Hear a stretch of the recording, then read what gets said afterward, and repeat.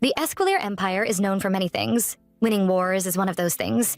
Yet for a long time it had been unable to subdue its enemies, the Shadate Principality.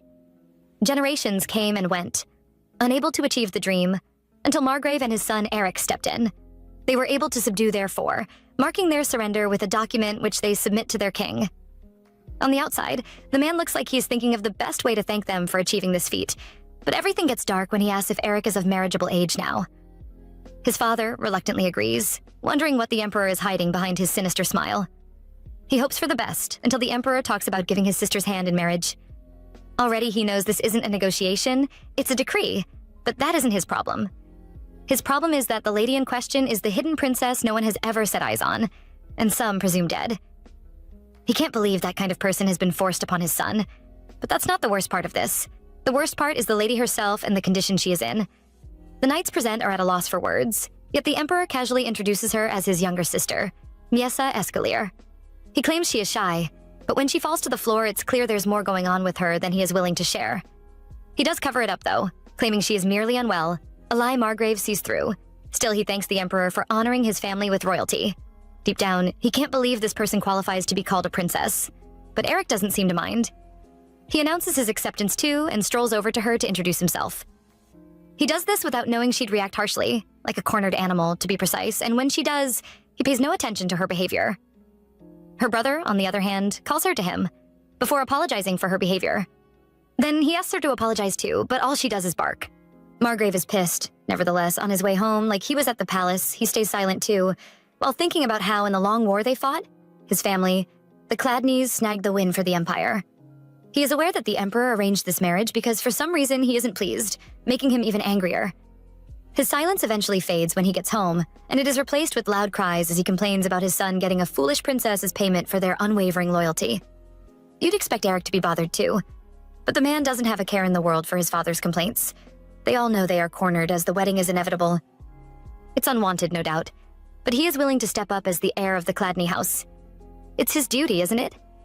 He eats peacefully with that in mind, while his father continues to rage. Amberic, Eric's cousin during his uncle's episode, gets curious to know what happens with Eric's previous engagement with the Crispin family. He is told that it has been nullified because of the Tyrant King's reckless declaration. This was to be expected nonetheless. What Margrave doesn't expect, however, is the calmness of his wife at a time like this. He knew Thalisa as someone who didn't hide her opinions, but her silence makes it look like she has also accepted their fate. In truth, she hasn't. She is just busy recalling the conversation she had earlier on with Miessa's maids. They told her that Eric was going to share a room with Miessa and take care of the odd princess personally. Recounting that annoys her again, and she chugs down wine knowing there is nothing she can do about it. Still, amidst the resentment and bitterness, Eric remains unchanged. He stays that way even on the day of the wedding. Unlike the overjoyed citizens, the news of the war hero getting married to the noble princess was what they needed to smile after a long war. They, like everyone unaware of the truth, see the union as a fairy tale, but it's far from that. Yet the wedding proceeds as planned, with a packed crowd of nobles and citizens of the Empire trooping into the wedding hall. Everyone wants to see the princess who has been hidden all her life, wondering what she looks like. They have a lot to say based on the rumors, but pipe down upon the arrival of Lord Margrave and his wife Thalisa. The man just wants to get out of the circus show, but he isn't allowed to do that in peace because at the door, the man is informed about the Emperor not being able to grace the wedding, while his sister arrives safely. Margrave takes his absence as another spit on the face, though he lets it slide and allows the wedding to continue as planned. Before the eyes of all, Eric takes his place and the air is thick while they wait anxiously for the princess to arrive. As the doors open and she walks in with the assistance of her maids, everyone can tell something is wrong. They shuffle around suggestions of her being either drunk or unwell, mostly because she can't walk properly. Yet everyone leaves their suspicions as whispers, watching the wedding continue until the end. They then head home afterwards, continuing with their lives, while Eric gets ready for his first night with his wife. Her maids, the same women who spoke to his mother on how she should be handled, instruct him not to harm her in any way while he handles his marital duties. By morning, they plan to get proof that he did the necessary, and he is okay with that. It's all about performing his duty, after all, so he doesn't hesitate to make the first move. He is stopped, however, by the empty bottles of sedatives by her bedside. From their size, he estimates that such an amount of sedatives can bring down a horse. To use that amount on a human being on the verge of starvation was inhumane to him. Even prisoners of enemy countries were not treated so badly. Initially, he couldn't think of anyone who would be that ruthless when dealing with royalty, until he realized that it must have been the Emperor who gave the instructions. He grits his teeth at the thought and cancels all plans of consummation instantly. He might get to that another day, but for today, he looks to help the poor princess. Quickly and gently, Eric takes off Misa's shackles, but in the process, he realizes that he has to do more than that, given that if he leaves her the way she is, it might be bad for them. He softly helps her under the covers and tells her about himself, even though it looks like she isn't listening. He tells her his age, position, and the story of the younger sister he lost to an accident. Aside from her, he has no other siblings, which is sad. The young man didn't stop there. He willingly told her about how he lived at the border due to the war with the Shidate Principality, and even wanted to tell her about their wedding, but couldn't tell how much she understood. He knows it's best she understands the position she is in, although he ends up deciding to do that after he lets her know she has frostbite because of winter's harshness. He prescribes warmth as a cure for her, only to realize that she has fallen asleep. He thinks she is better since her skin color has improved and is convinced she'll be okay by the time she wakes up, but he needs to get proof of consummation. Fortunately for Eric, he finds his way around that and submits his proof to one maid who will take it to the priest for confirmation. The other one intends to help Misa get dressed, but he stops her, claiming she hasn't gotten out of bed yet. They believe him and decide to let her rest, unaware that he lied to them. She is wide awake. It's obvious when he walks into the room to find her nibbling on his jacket. Aware that doing something like that might not be healthy, Eric takes the coat and offers her a loaf of bread, which she seems to like. Somehow watching her eat makes him happy. His kindness is already starting to look like more than duty, and he continues with it when later in the day he takes her to meet with his parents. You know, to greet them after the wedding, and the only thing on Margrave's mind is confusion about how he ended up in this situation. Since he isn't in private, he tries to play it cool by inviting the couple in, but it gets hard to continue playing cool when Misa attempts to climb the bear statue that represents the Cladney house. She is stopped immediately by Eric, but that doesn't stop Margrave from drowning in shame. He flicks his tongue in rage and leaves, while Misa's maids mockingly rush to take her from Eric. They advise him to leave her with them and go in to rest, but he refuses, dismissing them. The maids waste no time leaving, and Thalisa quietly watches her son assign the Cladney servants to take good care of Misa, since she has become a member of their family. He leaves with the servants and his bride, returning with her for dinner, where he again asks her maids to stand down. It seems he doesn't trust them with her. If he did, he wouldn't suggest handling her meals by himself, even after they warn him that she has problems with eating, but he waves their warnings aside when he hears she eats everything. Eagerly, he lets her have her first bite, but she ends up spitting it on his face and going berserk. The maids, watching from a safe distance, try their best to hold back their laughs. It isn't easy, but they manage to do it, standing there when Eric orders his servants to prepare to clean up. For some minutes, he leaves the table with Misa and comes back after he has put her in bed. By then, it's just his parents, who are angrier than they were at the start. With sign language, Lord Margrave demands to know how long they have to keep Misa alive. He's fed up, so he wants her terminated. Truly, Thalisa would like the same, but she is sure that their lives are tied to the life of the princess. If she dies, they die, although it doesn't look like Eric wants her unalive. Let's take a little history lesson on the Escalier Empire, shall we? So the empire is made up of many noble families, 3 of which make up the 3 columns. At the top is the Salachis family, known by their snake crest and their involvement in keeping the empire's internal stability. Following closely is the Crispin family, who control the internal security of the empire and are represented by a deer crest. Lastly, Eric's family, the Cladney family, is in charge of the external safety of the empire, and we all know of their infamous bear crest. The 3 families had the most hands in the military, power, and security of the kingdom. The previous emperor, to maintain some sort of balance, got a wife from each family. The first queen was the daughter of the Duke of Seleucisi, and mother to the current tyrant Vermalik II. Vermalik boldly refused to fulfill his duties as the king, but that wasn't the worst of his sins. The sin that gets that award would be him causing the annihilation of his mother's people, the House of Seleucisi, under the guise of restoring royal power. As for the remaining families, he oppressed them for no reason, forcing them to come together and start plans for a rebellion. To their detriment, their plan didn't go as planned, with the rebellion falling apart and Vermalik working in the shadows to make sure the people were on his side and the opposition fell. He left a lot of bodies on his dirty trail to asserting dominance, but pinning a deadbeat sister on his son, Margrave hates the most. He thinks the lady isn't mentally stable, which is true, but Thalisa defends her, asserting that she heard the child was normal at birth, and for some time in her life. She is rumored to have gotten paralyzed after witnessing so much death in the empire, something that she finds pitiful. Margrave is annoyed that his wife is sympathizing with that girl. He thinks he deserves sympathy, especially because there are talks of Eric's cousin Ambric taking his place as heir of the family to help them inherit the family from the Crispin Marquess. He tries to tell his son that this new development has just put his position in a tight spot, all because of his crazy wife. Still, he says nothing. His mother, searching for a new ladder out of the hole they are in, asks her husband for a status report on Vermalik's cousin, Prince Hagael. According to Margrave, the man is too weak-hearted. There was a bump in their plans one time, and he has been cold ever since. This man, aside from the princess and Vermalik, is the only surviving member of the royal family. He was a necessary piece in their takeover, but he suddenly became crippled due to an accident he suffered. The cause of the accident, we can all guess, but since then he has lived a secluded life. This annoys Margrave the more. He storms out, pissed that he just can't find a way out of this. For Eric, it's like his father can't even win against himself right now. His mother, seemingly calm right now, uses his father's absence as her chance to have a little chat with him. She first asks him what he thinks about the development so far, and he tells her that he understands that they plan to join the Crispin family and the Chladni family together through marriage. The Emperor didn't know this before, but now that he does, a formal marriage ceremony would draw too much attention to the plan. Since they do not know who is next in line for the Escalier throne, they are trying to play it safe on the sides they pick. They also don't want to offend the king. In other words, it'll take a while to convince them to support a union between a man of the Chladni family and the Crispin Marquess, meaning she'll be unmarried for a while? But how long can she stay unmarried? She didn't think that far. Surprisingly, thinking Eric's hardened and sharpened mind comes from the time he spent on the battlefield. She acknowledges how sharp he is when it comes to political matters, because of battlefield experience, and understands that he is trying to say Miesa is the only hitch in their plans. She thinks he is suggesting they kill her, to remove her from the equation. But Eric doesn't look like he fully agrees with that. For now, he suggests they watch the situation surrounding her.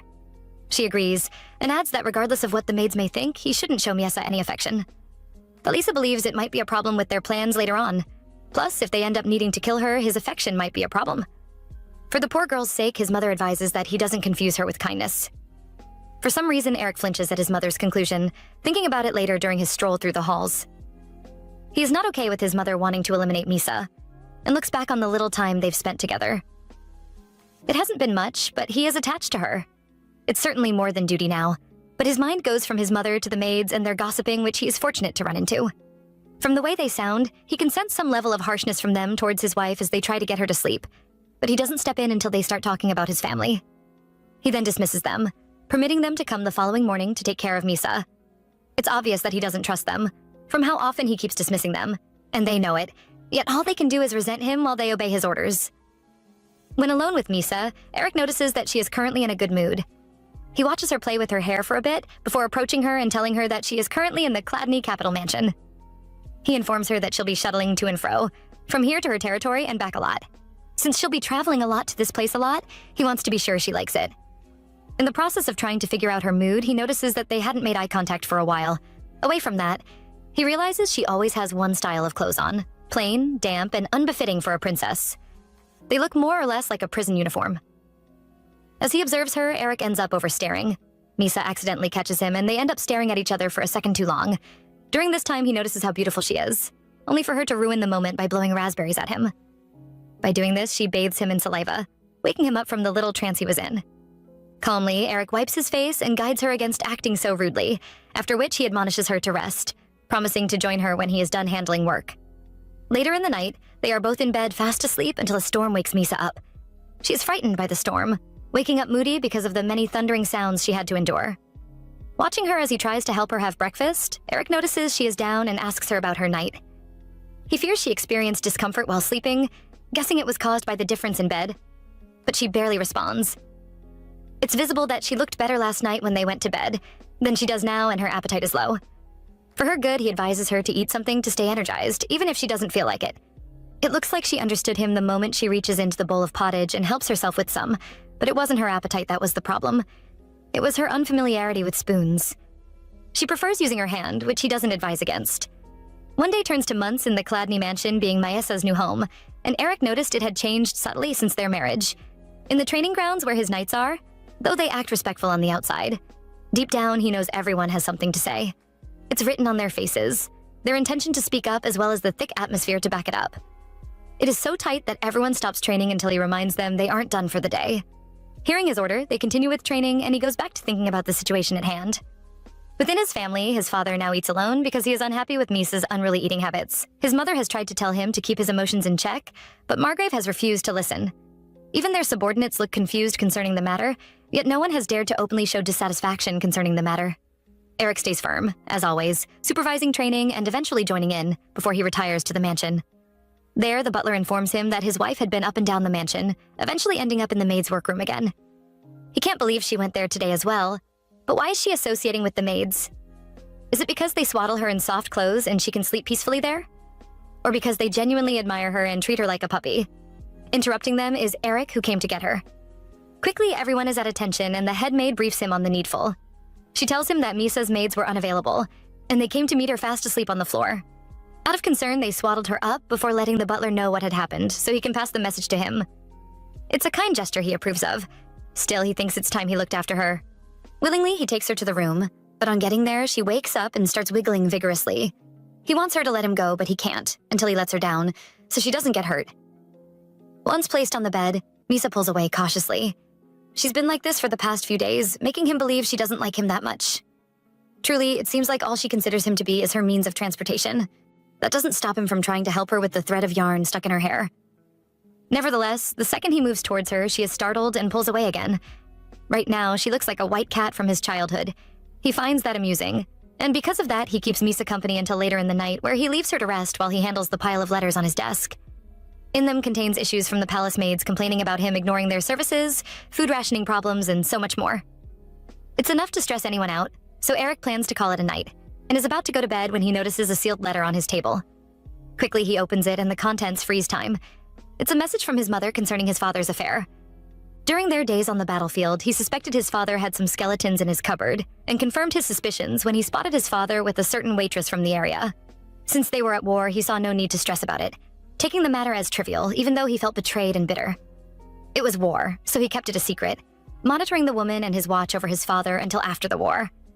His investigation showed the waitress had no benefactors, so he wanted to leave the issue be, but couldn't after discovering his father kept seeing the waitress, and even made her his concubine. Out of love for his mother, he reported his father's infidelity to her, along with evidence through her maid, Edie. Her response, also through her maid, was plain and simple. She didn't care what Margrave was doing and who he was doing it with. She was too old to concern herself with such and is glad she sees him less. The only issue she has is that his concubine isn't a noble woman and can't help them in any way. Giving it some more thought, Eric knows he shouldn't have expected the response he got from his mother. Her and his father were never close to begin with, raising the family like strangers from their marriage up till now. While thinking about his chaotic family, Eric notices Misa is awake and tries to ask her what's wrong. She doesn't respond, ending up on his lap with her face lighted up. It's clear she's interested in the documents on the table, but he is glad that at least this time she came to him. Watching her rip every letter she touches to shreds, Eric starts deep thinking again. Focusing on how he hadn't thought much about his situation because he resented the king, but he felt a new wave of emotions at the thought of her being the one he was going to spend the rest of his life with. When he met her as a child, he felt a sense of responsibility and some level of pride, but that feeling only lasted a season. Reality struck, making him see himself as a tool for ushering in the next generation. For a man like him who never had high expectations when it came to marriage or women, settling down with one who derives joy from ripping papers to shred isn't a problem. It's responsibility. After a night of deciding which documents Miesa gets to shred and which she doesn't, they both end up in bed, waking up to a beautiful morning. At one end of the mansion, Thalisa and Edie, her maid, talk state affairs when Miesa walks into the room and drops to the floor purposely. Her chubby maid follows carefully behind, and although she is displeased, Thalisa calmly asks what the princess is doing here, when she heard she spent most of her time with her maids. Edie throws herself into the conversation, furthering their act when she claims the princess at times acts like a commoner. Thalisa acts amused by that, staging concern when she asks her maid, Lady Dial, how the princess loves to be addressed. Her failure to respond reveals that they do not care about the girl or try to get along with her, as she thought. Edie then drops suggestions on how to address the girl, and Eric's mother lands at calling her by her name, Misa. Unexpectedly, that makes her light up. Using that to her advantage, she praises her name, and Dial suggests Misa likes her. She agrees and is asked if she'll like anything for dinner. Thalisa gives a negative response, however, dismissing Dial, who leaves immediately. Although they ease up once she's gone, Edie acknowledges that it's hard not to have their guards up in front of the maids. She announced that she did a little digging and discovered that while Diale is always available to run Misa's baths, Lady Malachi's is hardly around. In truth, both maids are openly lazy. Taliesa wonders why. She can place a finger on what the Emperor is trying to put them on. She earns a headache from even thinking about it, and asks Edie to fetch her some headache medicine from her room. Edie assigns a maid to do it, and when she returns with the maid, she notices Miesa resting on her mistress's knee. She can't believe a woman of such high status would let someone like the princess get so close to her. She thinks the headache has something to do with this reaction and asks her if she needs to see a doctor. In truth, she doesn't. Concerning Misa, she wants to know if the girl is truly 20 years old. Edie confirms she is, making her feel pity for the poor girl. She knows her insanity started after she witnessed so much of the royal family get eliminated. She watched her friends and family die, yet she is still being exploited by her brother. The more she thinks about it, the more her pity for the girl increases, to the point that she proposes they keep her healthy by feeding her. She also notes Misa has wonderful skin, pretty eyes, and other remarkable facial features.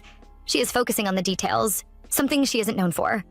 Funny enough, Edie also never paid attention to the girl. She starts to do so as their eyes meet, and they remind her of someone from their far past. While she wonders if Misa is that person, Thalisa proposes the girl gets a pedicure. There's no telling how it'll go.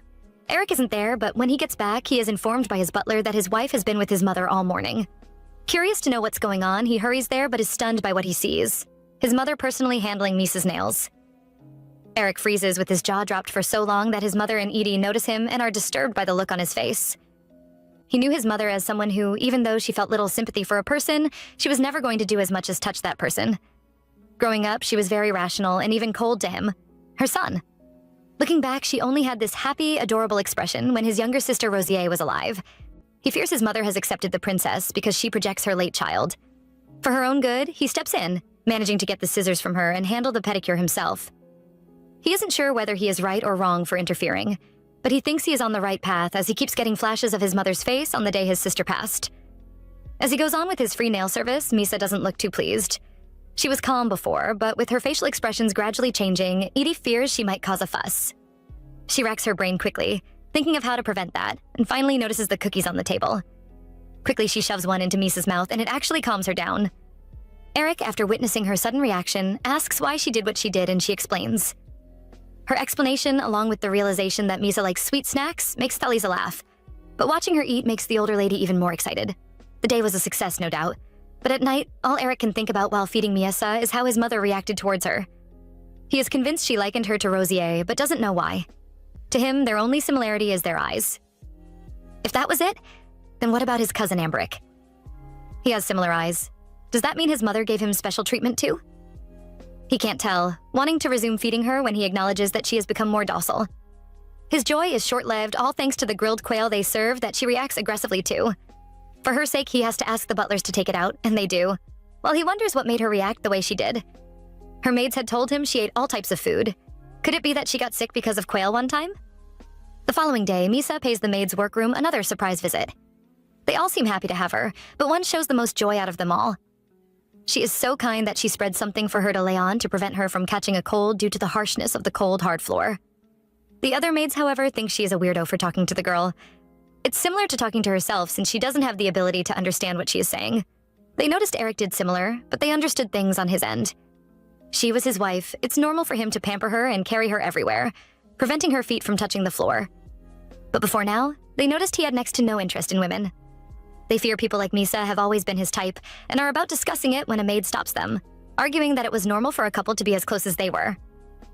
When the weird maid returns, everyone hushes, prompting her to ask what they were talking about.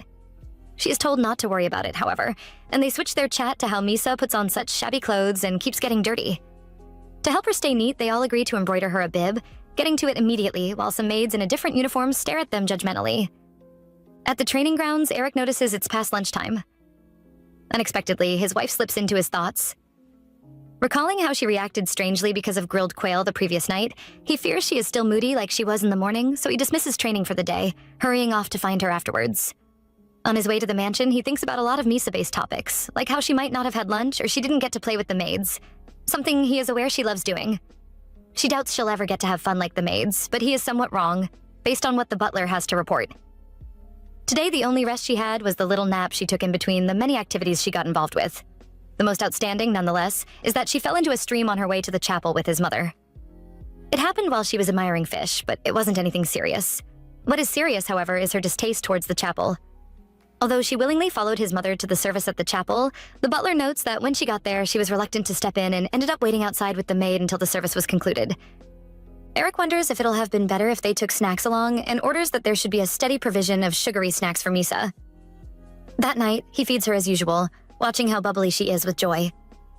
From this night, he can tell the previous one was just a bad night and nothing more.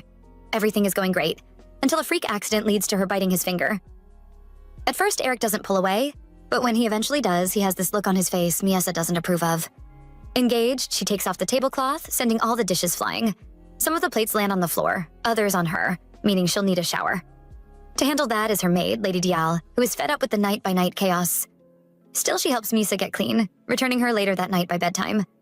Unlike Eric, who is deep in thought, she is fast asleep. But what is the man thinking of late at night that has him so shook? Well, the moment with her biting his hand actually felt romantic. He is ashamed he felt that way, considering how even though she is his wife, she is still a child. He warns himself against seeing Misa in such light, struggling to fall asleep during his battle between what's right and what's wrong. Fortunately for him, he gets himself together, and days later he is with his mother and wife at her study. Thalisa, while pampering Misa, tells him about this poetry reading she plans to attend on Wednesday. She plans to take Misa with her, but fears it might be too much for the girl. She still wants to take her, nonetheless, and Eric advises her not to overdo things. She wouldn't have if she didn't need to, but she is sure she has to show the ladies that she and her daughter-in-law get along. On paper, the gathering is what its title says it is, but deep down it's a meeting where the mistresses of like-minded families come together once a month, like hyenas to gossip about the corrupt royal family and other lacking noble houses. Aside from showing them that she still got it, it's a place where it's easy to get information on what's happening in the Empire. Unlike other times, Thaliessa and the Chladni house are hosting this month's meeting, the reason why maids and butlers are at the venue making sure everything is spot on. In all, it's going to be a massive event, with the Marquess of Crispin and her daughter Lacan on the guest list. It's the first meeting between the Crispins and Chladnis since their plans fell out, making this something of secret interest for everyone coming. Although they know what needs to be done, in this meeting they cannot discuss the downfall of their plans. Nevertheless, they can get ready for future alliances. Since they have to wait until Wednesday to see what happens, for now, Thalisa wants to take Misa to see the greenhouse, as in the venue for the poetry reading. The girl is willing to follow her, but before letting them go, Eric asks her if she had a good time. His mother finds his tone when he does that funny, comparing his approach to that of a father who left his child with a nanny. She affirms that Misa had a good time and decides to invite him to accompany them to the greenhouse since he isn't busy. At the greenhouse, while his mother handles business, Misa is all over the place, running around like a child. Her attitude at the moment relaxes him of all the tension he has been feeling concerning her. Everything is going great when her maid friends approach her to keep her company. With them is a caged bird that accidentally triggers dark memories from Miasa's past. Memories about her mother wanting to scold her that leave her crying out and cowering on the floor. The first person to run to her aid is Eric, while everyone else tries to process what just happened. As he frantically asks what happened, she responds by throwing herself into his arms like a scared kitten. He catches her, though he is shocked and focuses his attention on the maids. Fretfully, they tell him they think she reacted that way because of the bird. Seeing no reason why that should trigger such a reaction, Eric is stunned. It's only after her maids reveal that she is scared of birds that he understands why she reacted the way she did. The maid with the cage needs no one to tell her before she hides the cage, but his mother has no quarrel with her. Her focus is on the maids who didn't disclose a detail so vital. Everyone has some stick with them, yet they respond nonchalantly, demanding they be more polite to them because of all the work they do instead of getting pissed that they didn't reveal such a little detail. They pay no respect to Thalisa, who decides to let their insolence go unpunished this time. Edie, on the other hand, wants to give them a piece of her, but she isn't in the right environment to do that. As for Eric, he just leaves with Misa, planning to stabilize her. Outside, he observes her even more and recalls the way she reacted when they served roast quail. He thinks her fear has something to do with the way she reacted, and he might not be wrong. Deciding not to take any chances, he intends to cancel out all bird-related meals from being served to her. Until she feels better, he wants to take her into the mansion, but she points to the garden. Normally, he expected her to want to go indoors for fear of a bird passing by. But since the outdoors will make her happy, he promises to defend her while they are outside. The walk there is uneventful, as the only thing notable is Eric's thoughts about how Misa has been out of the mansion just twice. Whether or not she'll go out more, he'll decide that another day. For now, he urges her to relax, promising to tuck her in if she falls asleep. In the end, Misa's energetic nature is no match for the tranquil outdoors. It doesn't take her too long to fall asleep, meaning in some minutes, Eric will take her in. At least that's what he would have done if he didn't get a surprise visit from Ambrick. His cousin praises the couple for being so close, and asks if she is asleep, but Eric tells him to scram. He didn't expect Eric to be grumpy and guesses he is this way because he fears his lady will wake up. Refusing to back down, his cousin acts like he wasn't asked to leave and tells Eric that there are rumors of him and his wife all over, so much that some even got to him. Although he is concerned about Misa, Eric is aware his uncle is fervently trying to make Ambrick head of the family, as his replacement. And that's something of concern to him. It's also enough reason for him to hear Ambrick out. According to his loudmouth cousin, there is a red-haired spy among the maids going about gossiping. He learned that she is a new maid, was sent from Dice, the capital, and is in league with one of Misa's personal escorts. Along with this info, he got to know of a brown-haired male spy among his servants and reveals his name simultaneously with the moment Eric gets lost in thought again. He misses the name, sadly, but when it comes to his cousin, he is aware he doesn't have to worry much. Ambric has no interest in the family head position. The entire family knows that, and since his father has been absent of late, all eyes look to him to step up. Their expectations are high, which is becoming far more unbearable than he expected. It's as if he is held down and trapped in a coffin. The only high he is experiencing recently is Misa. Admittedly, many will not understand why he is always so nice to her. They don't get why he lets her cling to him. It's not their fault. He is as confused as they are, but having her around instead of her running away from him warms Eric's cold heart in an inexplicable way. As for Ambric, he believes that to an extent he can trust him.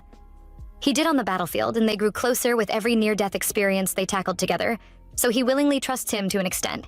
Post-war.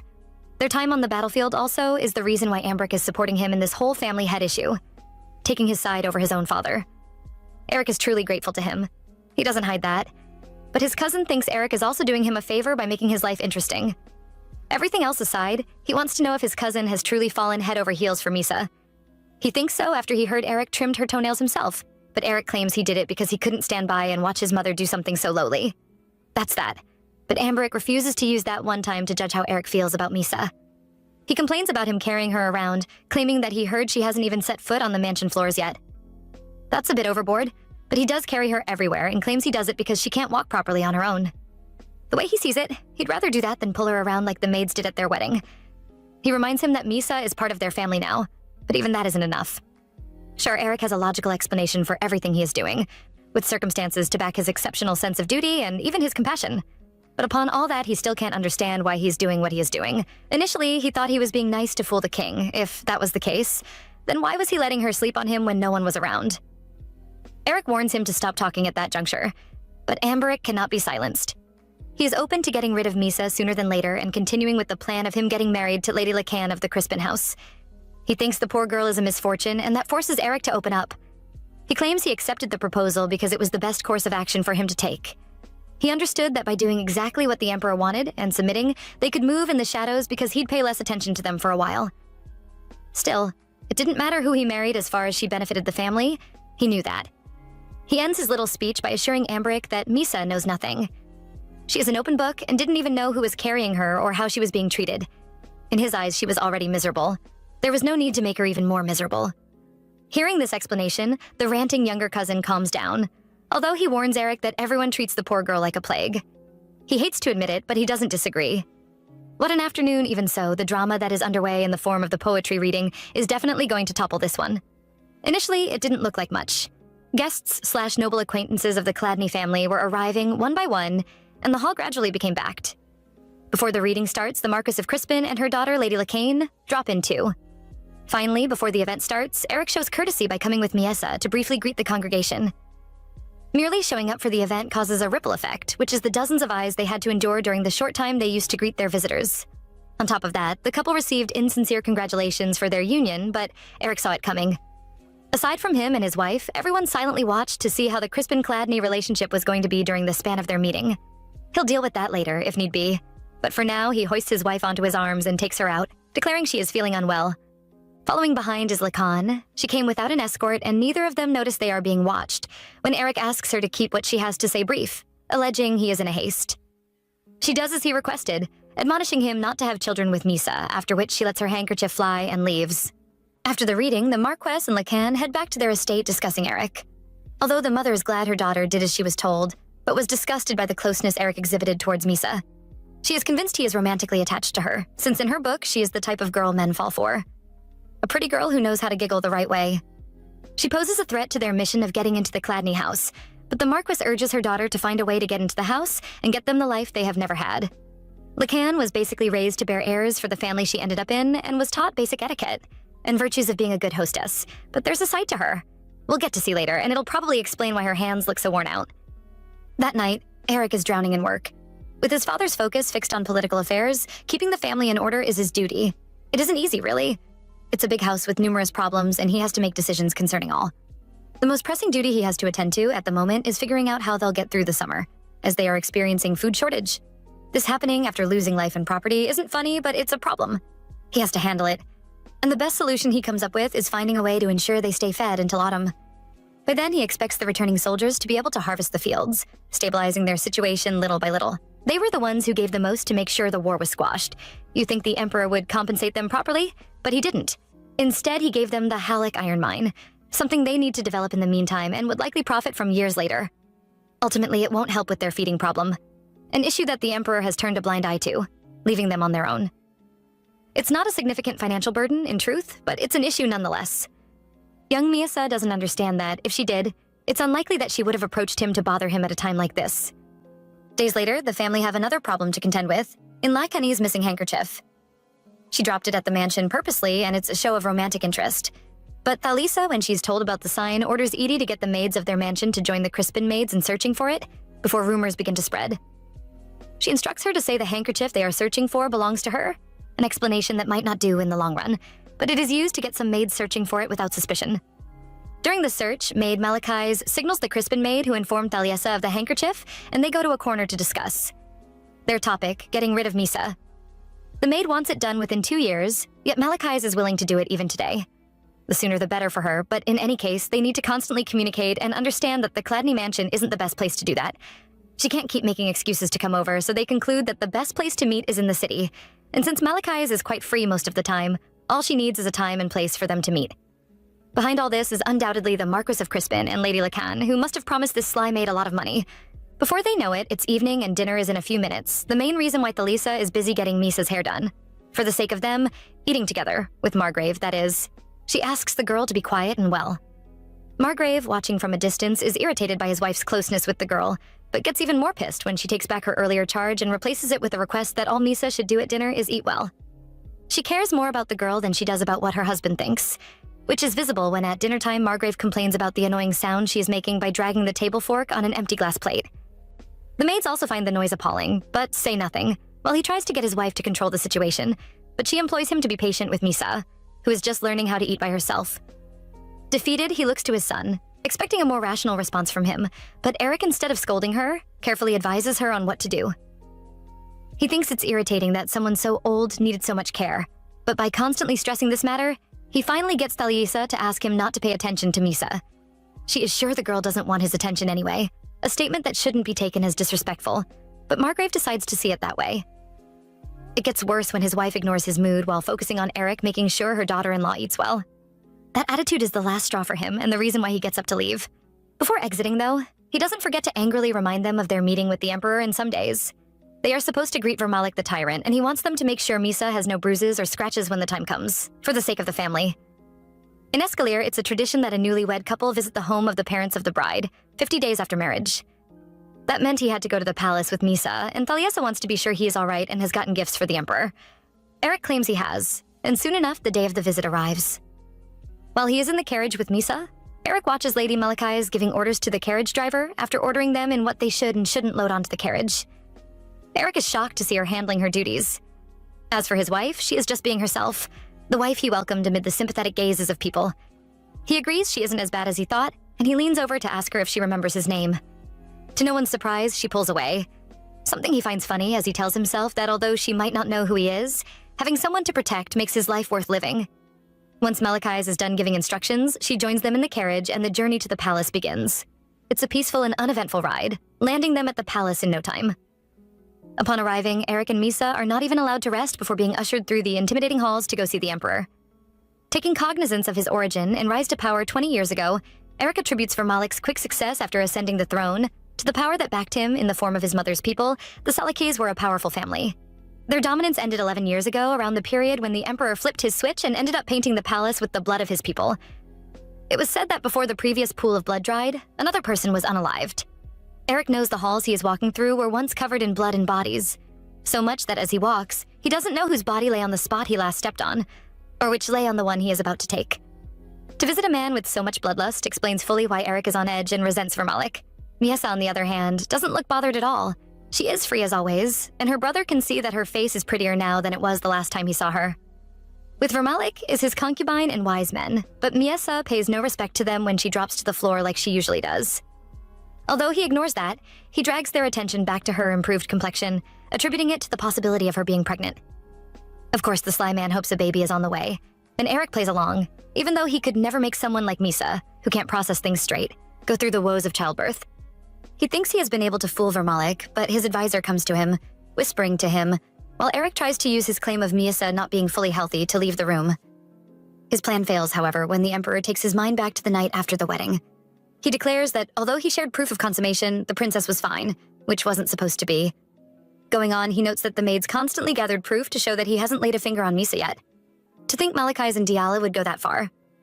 Vermalik accuses Eric of not being happy to have an heir with royal blood, and willfully takes his act of deceit as treason.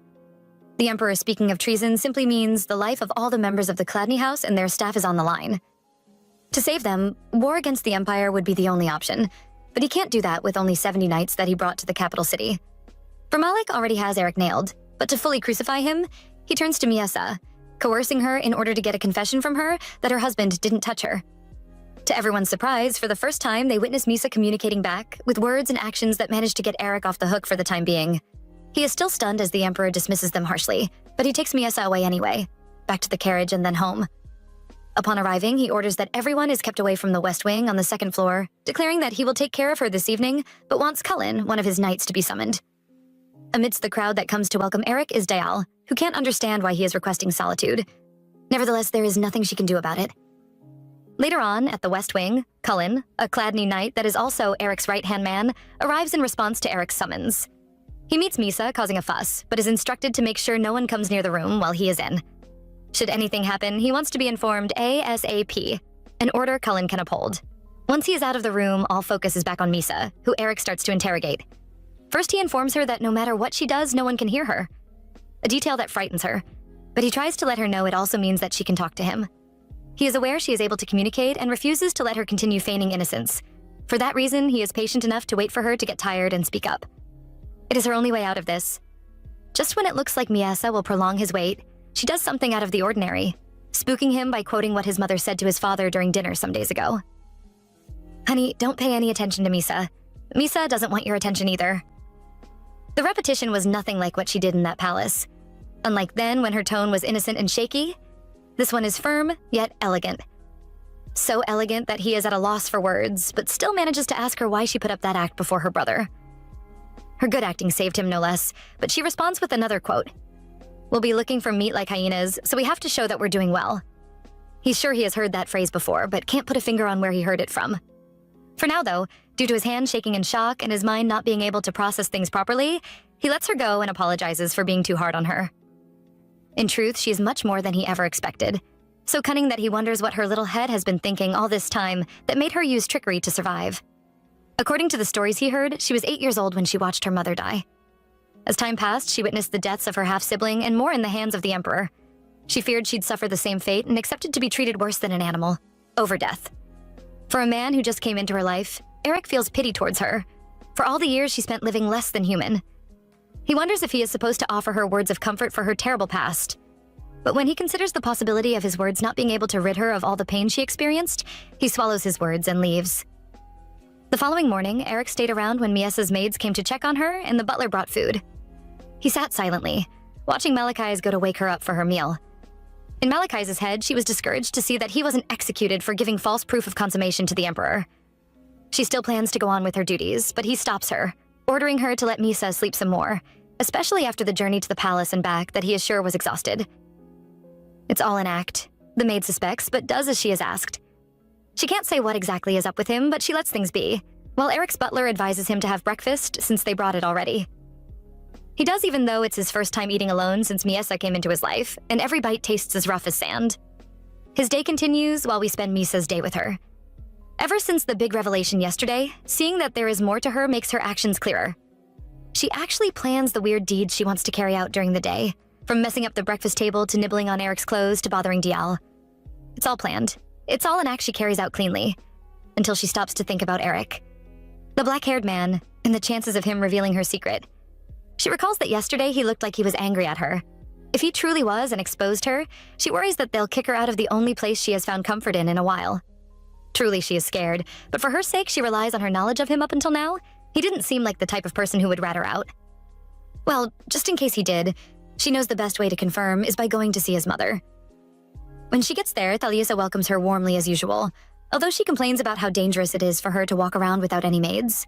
Watching Misa collapse on her, she guesses she must still be half asleep. Her daughter-in-law, with a clear mind, is overjoyed that Eric's mother is still her usual self. Since she was already handling family business, she continues, urging the butler not to mind Misa's presence. He obeys, discussing with the woman of the house freely about all that's been happening so far concerning produce and edibles. During the discussion, Misa picks the necessary details and plots solutions for their food scarcity on her own. Yes, she knows about Eric being worried because of the coming food scarcity. That night, she read the documents. While plotting solutions, Thalisa feeds her butter and is overjoyed when it looks like she is enjoying it.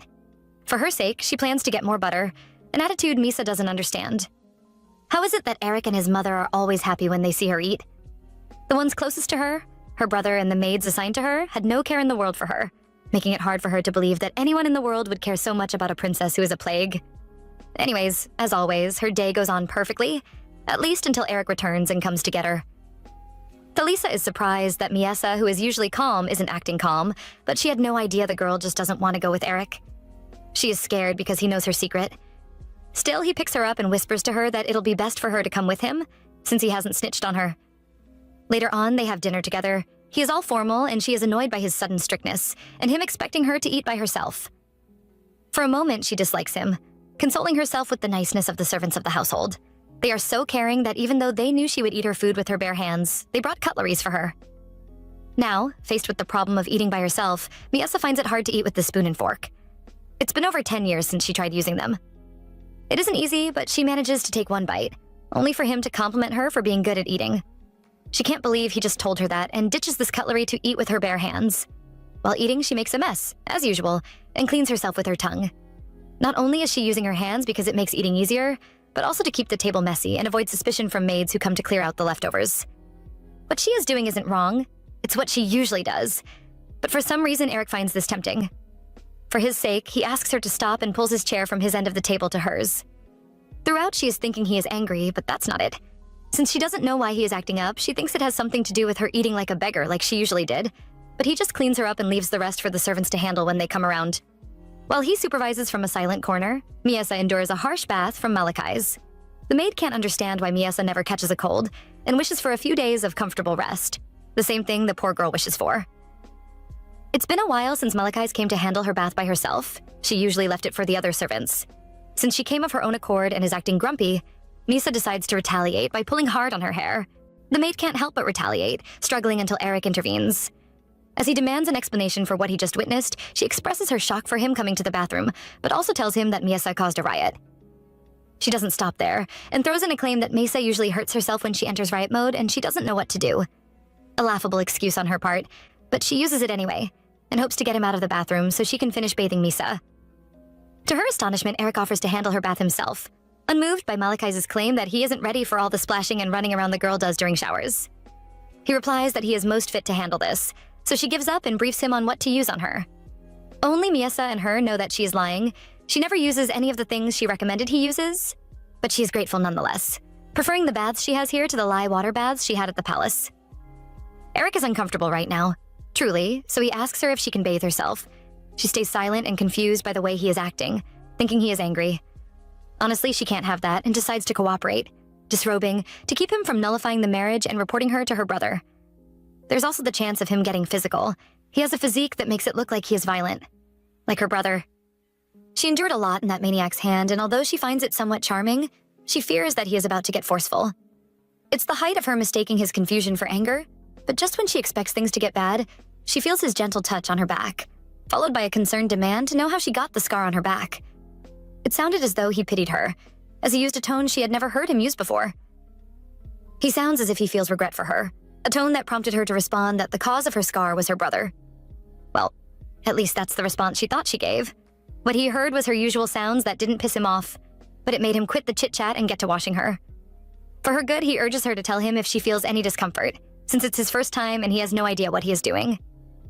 During the bath, Miesa feels like she is being treated like a puppy, but also notes how careful he is being toward her. She feels so good, asking herself if a bath was supposed to be this great. During the bath, she remembers that shame is a thing, and this new feeling she thinks Eric passed to her. They both end up with red faces. That doesn't lead to anything later on. Later that night, Eric is tired, but instead of focusing on himself, he is trying to get Miesa to join him in bed, claiming she must be tired. Initially, she listens, laying next to him, thinking about how he has been giving her mixed feelings, but mostly kindness from the interrogation yesterday. To him feeling sympathy towards her for her scars, to him not complaining about the way she ate. She wanted to hide her true self from him, but in the end, she was unable to do so. Why? She can't say. Even so, the second she notices he is asleep, she slips out of bed and into the dressing room. In all, she thinks he is a rare good person. For that reason, she intends to be kind to him. What she doesn't know is that he isn't asleep. Out of curiosity, he follows her into the dressing room. The closer he gets to the room, the more sounds he hears coming from it, until he gets there to see her practicing her speech to a mirror using all the phrases she came across today. He marvels at first, but ends up in even more awe when she turns to him and manages to put together a sentence. Honey, Misa is practicing. Do not. The following day, the maids come to inspect her, treating her like a mutt as usual. But unlike previous times, she actually feels ashamed, an emotion Eric awakened in her yesterday. Today she feels dirty about the way she's being treated, though she chooses to focus more on Eric than she does on their words. Yesterday, she discovered that the thought of someone discovering her true self made her feel uncomfortable. She can't tell what he is thinking about her right now, but assumes he views her as a weirdo. Malachi and Dayal, unaware of what's going on in her mind, discuss the thought of Eric not being aroused by Misa. They think she is too lowly for anyone to want to have a child with her, which is what they think. But that's okay. Her mind is on her body. It's been a while since she suffered any bruises. It's dangerous for her at this point. She has to cause a major disaster and put a frown on some faces or suspicions may start to rise. For the rest of her morning, all she focuses on is what to do that is so her. Her first idea is to hurt herself, but that's suddenly a problem to her. She doesn't want to get seriously hurt. Her next idea is breaking something expensive, like the vase she is setting her eyes on, but with the family's current condition, she can't bring herself to do it. In the end, her best bet is getting herself hurt. To do that, she focuses on the set of stairs they are approaching, along with Dayal, who is far back and seemingly uninterested. All she has to do is pretend to lose strength in her legs and all from the first stair to the bottom, while trying her best to control it and not harm herself. Easy, right? Nope, it's so difficult that she closes her eyes before preparing to make the jump. As soon as she is ready, Miesa lets herself fall, only to be caught by Eric, who dismisses Dayal, offering to look after his wife himself for the day. She is sad he foiled her plan, but quietly follows him anyway. Their first stop is the greenhouse, where they sit to chat. For her sake, he ordered the removal of all the birds, but he is curious about why she is scared of birds. After pressing for a bit, she finally speaks up saying, "The bird ate it." It's a vague statement, and he requests more info about it, but she's thinking about the audacity it took him to bring her here without permission. She isn't done dwelling on that when his questions about her speech start to bother her. Why is he pestering her? We can't say, but the man continues stressing about her speech, assuring her that she can speak freely because no one is around. Due to her continued silence, Eric starts dropping suggestions. The one that catches her attention is when he asks if it's difficult for her to speak. Really, it is. She expresses herself better in her head, yet when it comes to voicing it out, it's impossible. From Misa's growing interest after he dropped the suggestion, Eric believes he is barking the right tree, so he asks her if it's hard to put together words because it's been a while since she conversed with someone. She doesn't know for sure, honestly, but it sounds like he is right. More so, the reason he continues, declaring that although she is bad at expressing herself, she is good at mimicking others. With a nod, she affirms his statement, making him suggest that she keep communicating with nods to make things easier. Nodding should be enough for now. Nevertheless, observing Eric and the expression on his face, she is motivated to speak, giving her next response her all. Sadly, it doesn't sound right to her, throwing her into red-faced shame. She is troubled that this keeps happening to her, Eric can tell, which is why he encourages her, promising that with continued practice, she'll be perfect at speech in no time. Until then, he offers himself up as a learning tool, permitting Miesa to imitate him to groom her speech. For learning purposes, he lets her feel his Adam's apple, its movements and positioning based on the sounds he makes and his speech. He claims he was taught this method of speech by someone during puberty, and he urges her to try it out for herself. Although Misa doesn't know what puberty is, she gives his method a go. He recommends she use it to say anything to him, if she has gotten the essentials. Swiftly, she does as she asks him what puberty is. For some reason, his attempts to keep a straight face after the question is hard, he ends up laughing uncomfortably, leaving her both pissed and confused. When he is done laughing, Eric apologizes for the rude response, after which he explains that everyone's voices change around the same age, puberty. He notes that it's her first time hearing the word, but admonishes her to ask any other questions or say anything else if she'd like to. His brain goes blank when the next thing to come out of her lips is, "You haven't touched me yet, looking forward to it." He doesn't get it, or decides not to get it initially, but does when she demonstrates, informing him that she desires intimacy. He stops her, no less, but is red as a cherry as he begs her not to be so froward in public again. Seeing that he gets what she means, Misa will like to know when they get intimate. She is scared that if they don't do it soon, she'll be dragged away by the Emperor again. Such fate is not in her bucket list. It's not in his too. Nonetheless, he begs for more time. Misa can't understand why his face is so red right now, but listening to him suggests they first get to know each other, then discuss the discomfort she spoke of one time, before delving into heated nights. She doesn't understand why he is backing down. Even so, she accepts his offer to give her a tour around the greenhouse. Initially, she considers Malachi's and Dial said about the Emperor monitoring her marriage, but casts the thought aside, choosing to enjoy this moment. It's not like they'll come get her now anyway.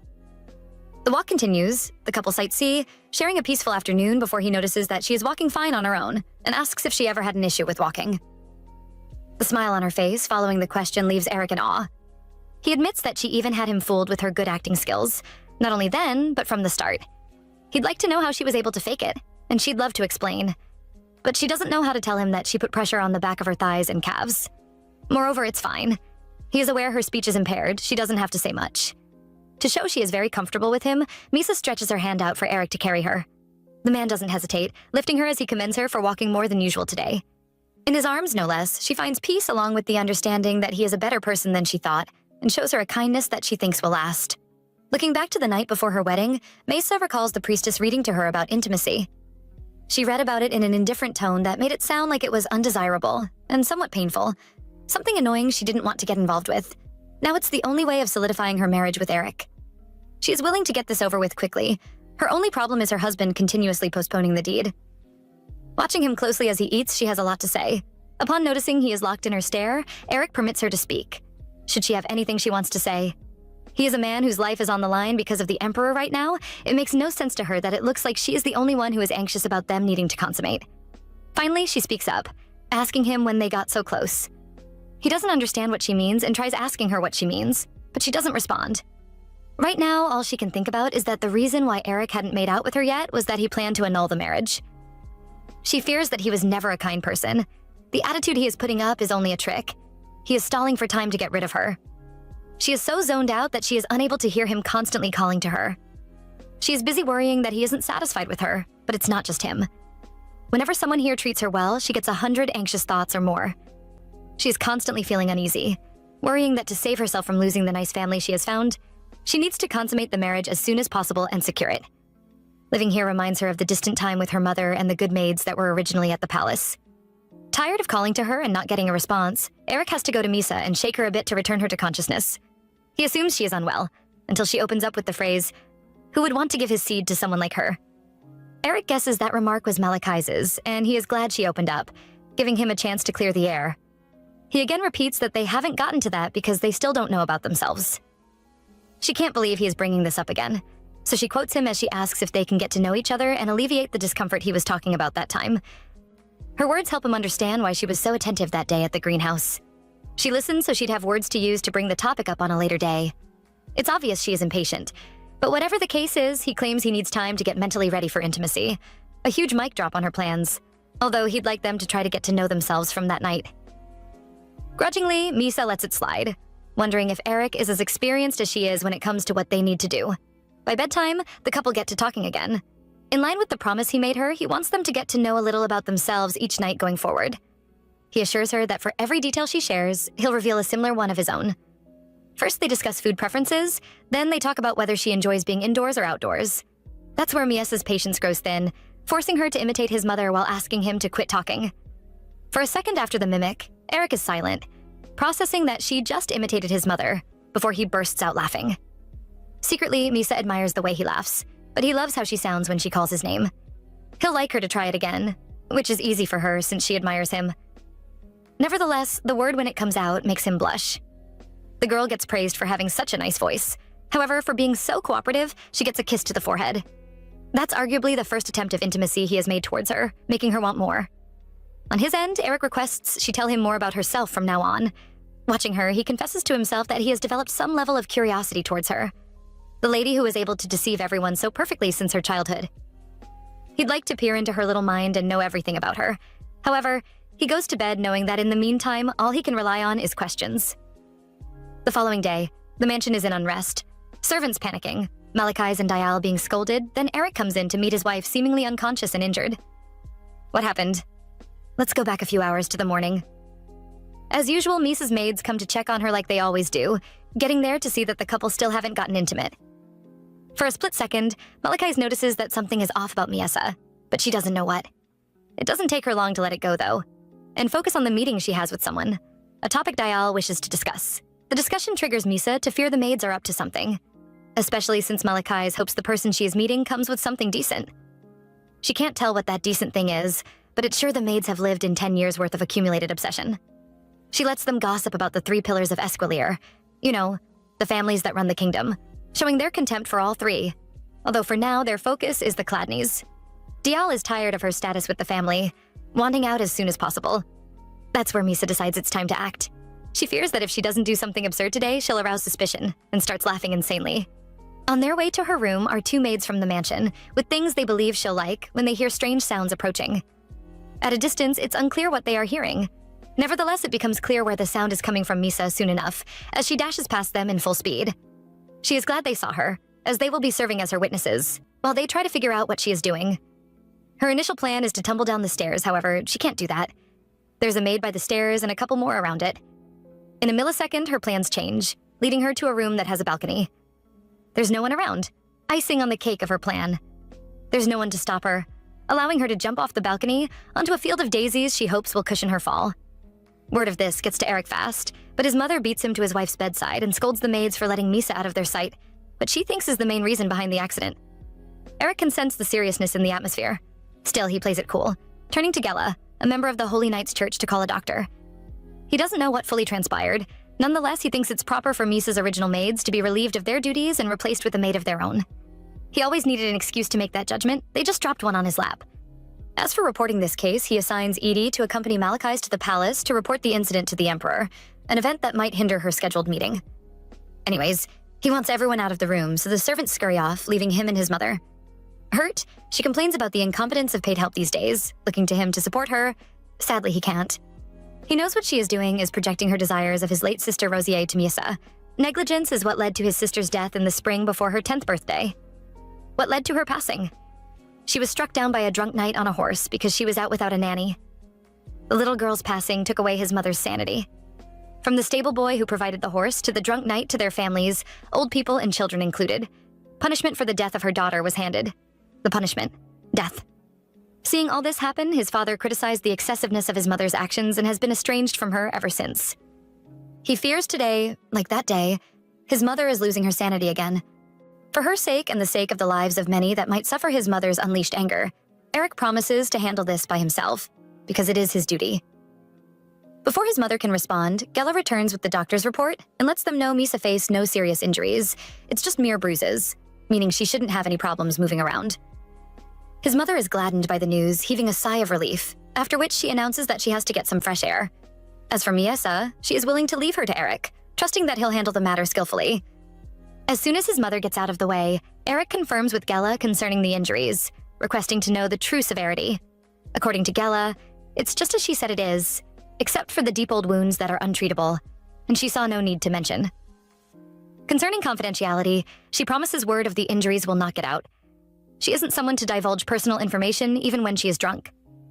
He acknowledges how professional she is, plus he trusts her to an extent. That's why he employs her at the spot. He wants her to resume work tomorrow and will inform Edie about her later on. With that, he lets her leave and he returns his attention to Misa, who he knows is not asleep. He is certain she had a reason for doing what she did, one he wants to know. But for some reason, telling him is hard at first, she just keeps lying there, silent, forcing him to pull closer and softly ask her to open up. He reminds her that she is safe with him, the push she needs to reveal that indeed there is a reason behind her actions, but it's difficult though. Reluctantly, Eric lets it go, declaring that he is okay with her causing scenes by breaking stuff, but never wants to see or hear of her harming herself. He makes it clear his care for her safety and makes her promise she won't purposely put herself in harm's way again. Moving on from the matter, Eric urges Misa to rest, permitting her to call to him should she feel hungry. With that, he looks to leave, but halts when he notices she has something to say. Cheerfully, he permits her to open up, which she does, revealing her curiosity about Gela in the process. Misa suspects he has employed her to be her personal maid, something he didn't expect her to be curious about at a time like this. Nevertheless, since she is, he asks if Misa dislikes her. He is glad she doesn't, because of the massive arsenal she possesses. Getting trained under a famous physician, top-notch trauma skills, a strong spirit that allows her to catch wolves with ease. She is more than her pretty face and stands out as a woman with a heavy jaw, as in she is hard to sway. To an extent, he trusts her, but he believes keeping her in the dark about Miesa actually being sane is the right thing to do. Aside from her, he looks to keep trustworthy people around him, like Cullen, who he asked to guard the door that time. He plans to keep using him, noting that he lost some fingers one time to enemy interrogation, yet he refused to spill. His strong wit makes him the most reliable person Eric knows, but he hasn't even told him about Miesa's secret. He wants her to understand that she is still in the clear, but her injuries are very real, so he plans to take a break from night duties until she gets better. Overjoyed to hear this, Miesa smiles earnestly, an expression he didn't see coming. Before he got to know her secret, she hardly showed any emotions. But following the big reveal, Eric notices that she reacts more often around him. He guesses it might be because he is the only one who knows her secret, but for whatever her reason is, he finds watching the constant switches in her mood relieving. Still, he has to go for a bit, handle some work and return. Meaning he'll be away for some hours. Surprisingly, that's okay with Miesa. All she looks forward to is his return and the possibility of them talking about a lot of things when he is back. She lights up, eyes filled with expectation that he is okay with, until she asks about intimacy. That annoys him and forces him to scold her. What he expects her to be thinking about now is recovery, that he makes clear. He admits to himself that sometimes her shallow thinking annoys him. But then he remembers that they are very different from each other and calls himself to order. Noticing how disappointed she looks the moment, plus how many times she brings up intimacy, Eric does the most gentlemanly thing he can think of, asking her why she is so eager about intimacy. Quoting various people, Miesa shares her fear of him not being interested in her or their rushed marriage, as well as plans to marry Lady Lacan that she worries are still in place. Eric can't believe what he just heard, but it sounds like his conversation with Amberic that day at the park has contributed to her fears. Whether or not he is wrong, what matters now is reassuring her, and that he does flawlessly, as he starts by informing her that he isn't looking to cancel the marriage. Concerning intimacy, again, he knows they have all the time in the world. Why rush? Why hurry into heated moments without knowing nothing about each other? He can tell she is having strange thoughts again, with a touch of unasked questions. Eric, willing to answer any question she can come up with, urges her to open up. There's no question she'd ask that he wouldn't answer, that's for sure. As they speak, the man is an open book to her. He let her go through classified documents, then, but now he is willing to do more than that, promising complete transparency on a later date. Today, he wants her to rest. She's been through a lot, meaning there's no running from this. Should she be unable to rest, he is willing to call in some maids. His reason for this suggestion is that he noticed she found comfort in hanging out with the maids. He is wrong, though. She only goes there to gather information. She's been using that trick since she was at the palace. It's helped her so much that she can safely say she knows everything. Who does when they do it, and his personal favorite, spicy love drama. According to Miesa, the very married head butler has feelings for Edie, the head maid. In the end, her confession shows him that every action she takes means something. Suddenly, from out of the blue, he requests they talk privately, causing her to instantly grow eager again. In her head, he wants to discuss intimacy, but she is bummed to find out that Eric actually wants to talk about the maid Malachi's and the money Miesa told him she paid to another maid. Initially, she plans to snub him, but that becomes hard with him continuously pushing. In the long run, she gives in and opens up about the maid's mystery meeting tomorrow with someone from one of the 3 pillars, but she isn't sure which. Salachis was wiped out by Vermalic, that we know. For sure, Chladni is too patriotic to side with a stranger, leaving Crispin in Eric's view. He gets all the more suspicious when he recalls his last meeting with Lacan Crispin, daughter of the Marquess. The figure in the shadows that day was Malachis, he knew, but chose to say nothing of it. For her to be concerned with their discussion, he is sure she is working with the family and looks to put spies on both the maid and the Crispins, just to be sure.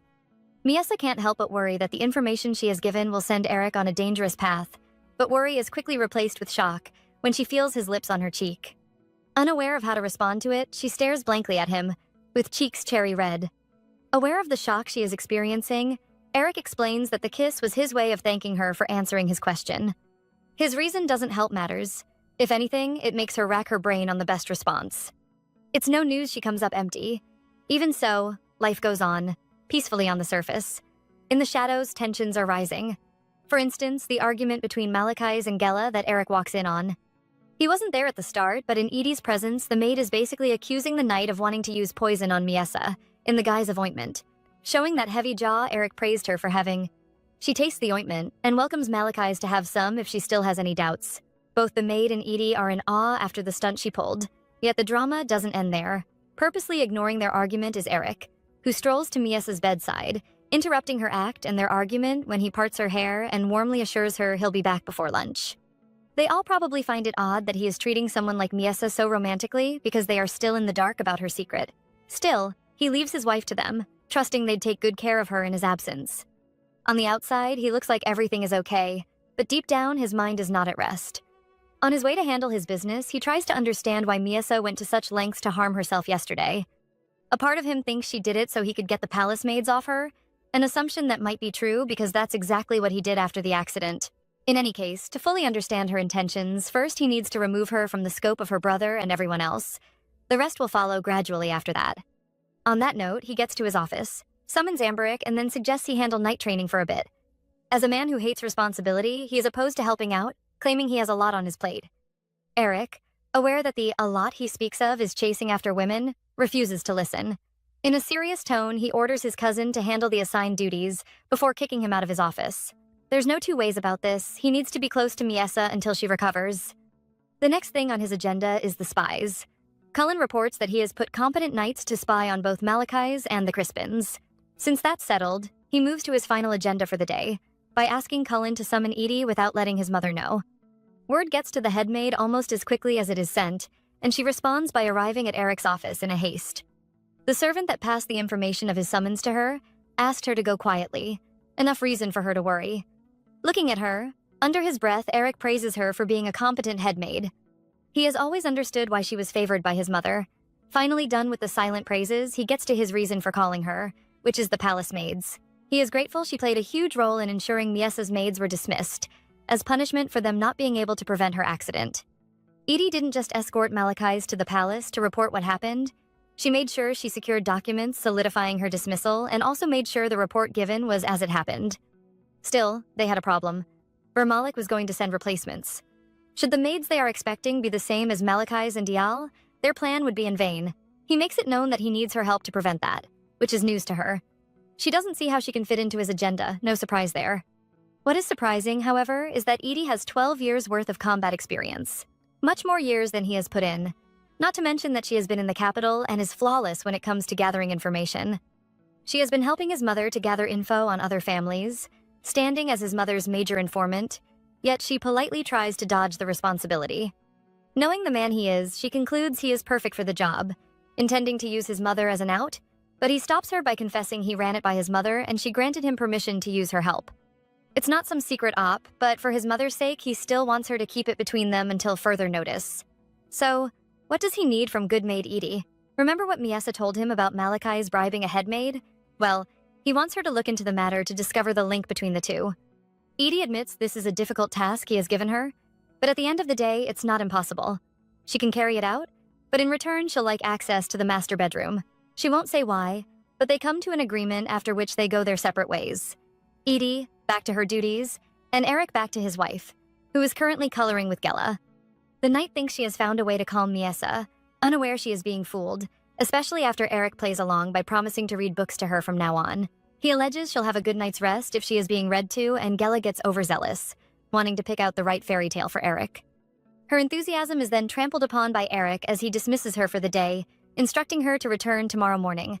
It's not just that, he wants her to do maid work while she is away, something she wishes to address but stays silent about until she exits the room. When outside, in whispers, she releases all pent-up frustration for him wanting her to do both the job of Miesa's personal maid and that of Miesa's personal doctor. She had zero plans of being a maid, post-war, and aimed at focusing on her medical practice, yet here she is getting no extra pay for extra duties. If she had stayed at her village, she knows she would have been able to focus on treating people, but then Cullen exposes something that makes her feel better. She is getting paid separately for each service she is rendering. Since that's the case, she is relieved, wanting to leave, but is frightened to a standstill when the door behind her swings open. It's Eric. She fears he heard all her whining, but he didn't. He came to remind her of Miesa's dirty laundry. As soon as he drops the memo, Eric returns to the room, while Gela pleads with Cullen to forget her careless speech earlier. It was because of how businesslike she is in her speech, she says, but he didn't even need an explanation. He had heard all commanders act the way she did, so he wasn't surprised. Speaking of commanders, Gela feels free enough to discuss Eric with Cullen, specifically his relationship with Miesa, his wife. She tries to drop tips she feels will make the marriage better, but for someone who has never seen how Eric behaves with his wife, he doesn't think he is the best judge of character here. He does, however, know that his commander is a man of character who shows proper etiquette at all times, and she agrees, stating that even when Eric is angry, he is never rude to them. On his end, she can see the marriage is safe, leaving Miesa's end. According to Gela, if she stays without hiding anything from him, they'll be fine, recounting that he is a man who takes faithfulness seriously. If so, Miesa and Eric are on the right path, given that he is the only one she is being real with. That's why he had to ask if she truly enjoyed painting. She doesn't respond, though, wishing to talk about book preferences instead. For now, she doesn't want fairy tales, like Gela suggested they get for her. She wants mature books, novels. Her husband agrees that such literature will improve her speech. However, she wants more than that. She lacks basic manners, so conversation isn't possible. Someone said that to her, and by quoting it, she lets him know that the statement hurt her real bad. Fortunately for Miesa, Eric has her solution: books containing tips for basic manners. He'll get it for her later, but now his focus is on assisting her with bathing. He's got the water ready, everything is set, yet she turns away from him as soon as he reaches for her. Trying to understand what she is doing, he calls to her and she replies with one word: embarrassing. Once upon a time, she had no shame. Now she is embarrassed by his face. It makes her uncomfortable since it turns red during baths. She points at the door and asks him to leave, preferring to bath herself, for the first time in her life. Concerned, Eric tries to talk her out of this, reminding her that her hand is hurt and because of that, she might have a hard time on her own. Does it work? Nope, Miesa doesn't budge. She is determined, so he decides to strike a simple deal with her. He'll help her with her hair, after which he'll leave the rest to her. Seeing nothing wrong with that, she obliges, wasting no time to get into the tub. Eric, on the other hand, takes his time to do her hair, dropping topic after topic to get a response from her. At his final discussion, he talks about how she doesn't respond much. For her own good, at least when they are together, he urges her to try to speak even a few simple words out loud. Practice makes perfect, he says, wanting to continue, only to get stopped by her as she frantically orders him to leave. Eric can't help but smile at Miesa's push for independence, leaving her with the advice that she should call to him if she needs anything. Outside, Eric waits patiently for Miesa, almost panicking when he hears a loud thud, if not for the splashing sounds that follow. Like a proud father, he smiles at what sounds like independence, but when she steps out of the bathroom, she is not smiling. In fact, her bath was so terrible that she never wants to do it on her own again. I mean, she couldn't even wrap her towel well, but he's still smiling. Anyways, until further notice, Miesa wants Gela on bathing duty. She might end up getting her ready for bed too. Nevertheless, tonight he does that for her, drying her up and getting her a change of clothes, after which he tucks her in bed. Honestly, this is the best time for a proper couple's heart-to-heart, so Eric uses it to ask her about her day. Gela, good, is the response he gets. Further proof that Mesa enjoys the night's company.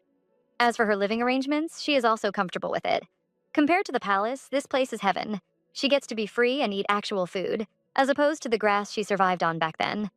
Eric, the second he hears her mention grasses, suspects the perpetuator was Malachis, and out of curiosity, he asks if the evil maid had been serving her from the onset. According to Miesa, she had her and 4 others, but they are 2 now. Were the rest as bad as these 2? Eric can't say for sure, but he complains about their attitude in a tone that makes Miesa fear he wants to do something about them. It's not like she cares about the evil maids or anything like that, it's just Vermalik was going to know if he went up against them. She worries that the king might harm Eric, so he decides to switch things up and talk about her speech. He commends her for speaking more fluently, a compliment she takes even though she complains that she would have done even better if Eric didn't hinder one of her training sessions one night. At the time, he thought she was planning to leave the room, but now that the truth is out, he is cloaked in shame. To compensate her for his interference and thank her for opening up, Eric grants Miesa permission to go out of the room whenever she likes, adding a kiss to the head to his list of gifts. The days that follow are unlike the previous ones, with Miesa's communication skills growing better by each passing day, along with her curiosity and the amount of questions she asks per day. Simple questions like what is this or that, or difficult questions on a variety of topics, whatever the case may be, she was up for it. Sharing her curiosity makes her more chatty and her speech more natural, unlike her original manner of speaking. Plus, whenever she feels she does good, she quickly asks for a kiss. By the way, she's healed up now, and Eric is so impressed by her that he desires them speaking more informally. There's no shame there, they are a married couple and it'll build their bond, he replies when she seeks a reason for a request. But she doesn't get it. Last she checked, she is royalty and he is Margraves? How can she be informal? Eric, elated by her statement, laughs loud and hard. He is amused. She still thinks she is royalty, regardless. He explains to her that that's not the case. Once they got married, her status dropped to noble level, because she warped into his social status and not him into hers. To Miesa, as long as it means she gets to live here under these wonderful conditions, she doesn't mind being treated like a noble lady. Watching her hopeful smile, lovely eyes, attentiveness, he can't believe he didn't notice sooner all the things he loves about her. His wife, unaware of his thoughts, reveals that knew how kind he was a while ago, so she did a good job at protecting him at the palace when her brother accused him of treason. If not for her, he and his house may have been wiped out by now, or worse. Sure, if he didn't get married to her, he would have been clear of Vermalik's tricks, but everything about Miesa right now makes him kick the thought aside and confess that he is forever grateful to her for saving him. Right now, he is so drunkenly in love with her that even he doesn't notice the air is changing, and they are pulling closer, until he asks her to close her eyes. Chapter 21. What comes next is a blur to the couple. A kiss that would have been the perfect kickoff for intimacy, if not for the shy look Miesa has on her face that cranks Eric up again. Once he is done laughing, our boy tries to set the mood again, continuing from where he left off. The longer they go on, the more it looks like Miesa is about to get the one thing she kept asking for. But come morning, she is the same as she was yesterday. Nothing serious went down, but her mood seems different. It's so unusual that Malachise notices it and points it out, leaving Diala to suspect she is in a good mood because of the new personal maid she got, as in Gela. Little do they know that they are far from the truth. Miesa is actually bubbly because of the moment she had with Eric, although she admits to herself that he knows nothing about intimacy. She fears trouble is right around the corner, should his lack of experience keep preventing intimacy. That's when Gela arrives for duty. Her original maids, watching their replacement step in, are annoyed, but they step back to let her do her work, which right now is getting Misa washed and changed. She declares that the clothes she washed yesterday didn't dry, but she was able to get some dry ones on her way here. While explaining, Gela notices marks on Miesa's body and leans forward to observe it. Firstly, she thinks it's eczema, but that thought is quickly overshadowed by shock when she realizes what it actually is. Seems the maids also know what it is, but where's Eric with all this happening? He's at his office somewhere in the estate, discussing with Edie about the replacement maids from the palace. He expected them to have arrived by now, but according to the head maid, they may not even arrive at all. She complains that the palace seems reluctant to send a replacement and she couldn't push it for fear of looking suspicious. Come to think of it, Malachise has no special abilities. From the background check Edie did on her, she learnt of her history of stealing that was so serious that at one point she was caught trying to steal valuables from the imperial palace. As for the bribe she paid to the head maid of the palace, Edie learned that it was to help her keep her job as an imperial maid. There's no reason for them not to replace her, following the report, so the fact that they refused to do so is even more suspicious. That aside, Edie also reports that during her investigation, she noticed the Viscountess of Crispin, Lady Manor, often blessed the head maid of the imperial palace with gifts, earning her favor in the process because the head maid of palace loves flashy things. She also maintains a flashy lifestyle, so it was easy for Edie to get a list of all the jewelry Lady Manor got for the corrupt head maid. Eric appreciates Edie for the good work, shifting his focus to the documents Edie gave him while she stands there waiting for permission to speak. Once granted, she airs out, but we'll get to their little chat later. For now, let's focus on Miesa and Gela, who are spending time on the lawn together on this warm afternoon. As usual, the little lady is busy with child's play.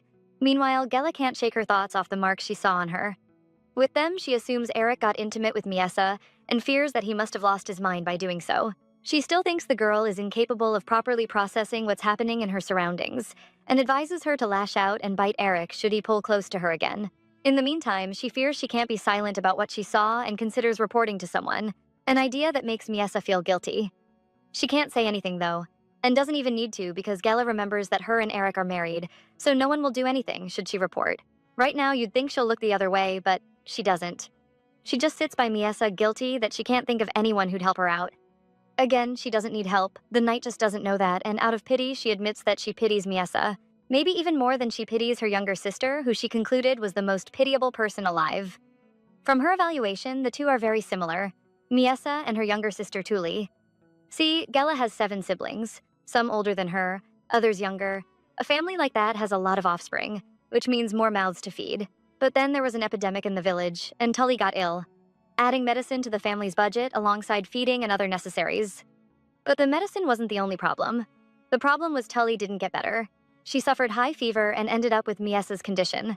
The only difference is, Miesa is acting, and Tully was actually ill.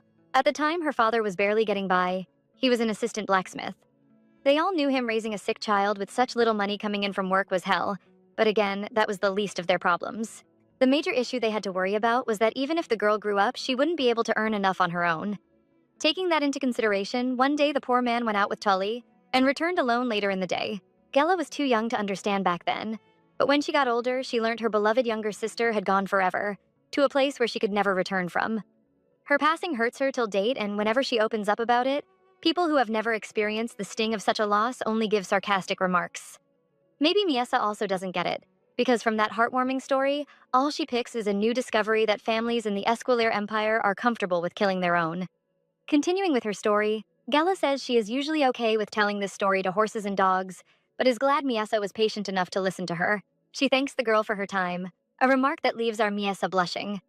For a long time, she had been compared to a monkey or rat. The names made her feel uncomfortable. But here is Gela, unintentionally comparing her to dogs and horses, but strangely, it doesn't feel bad.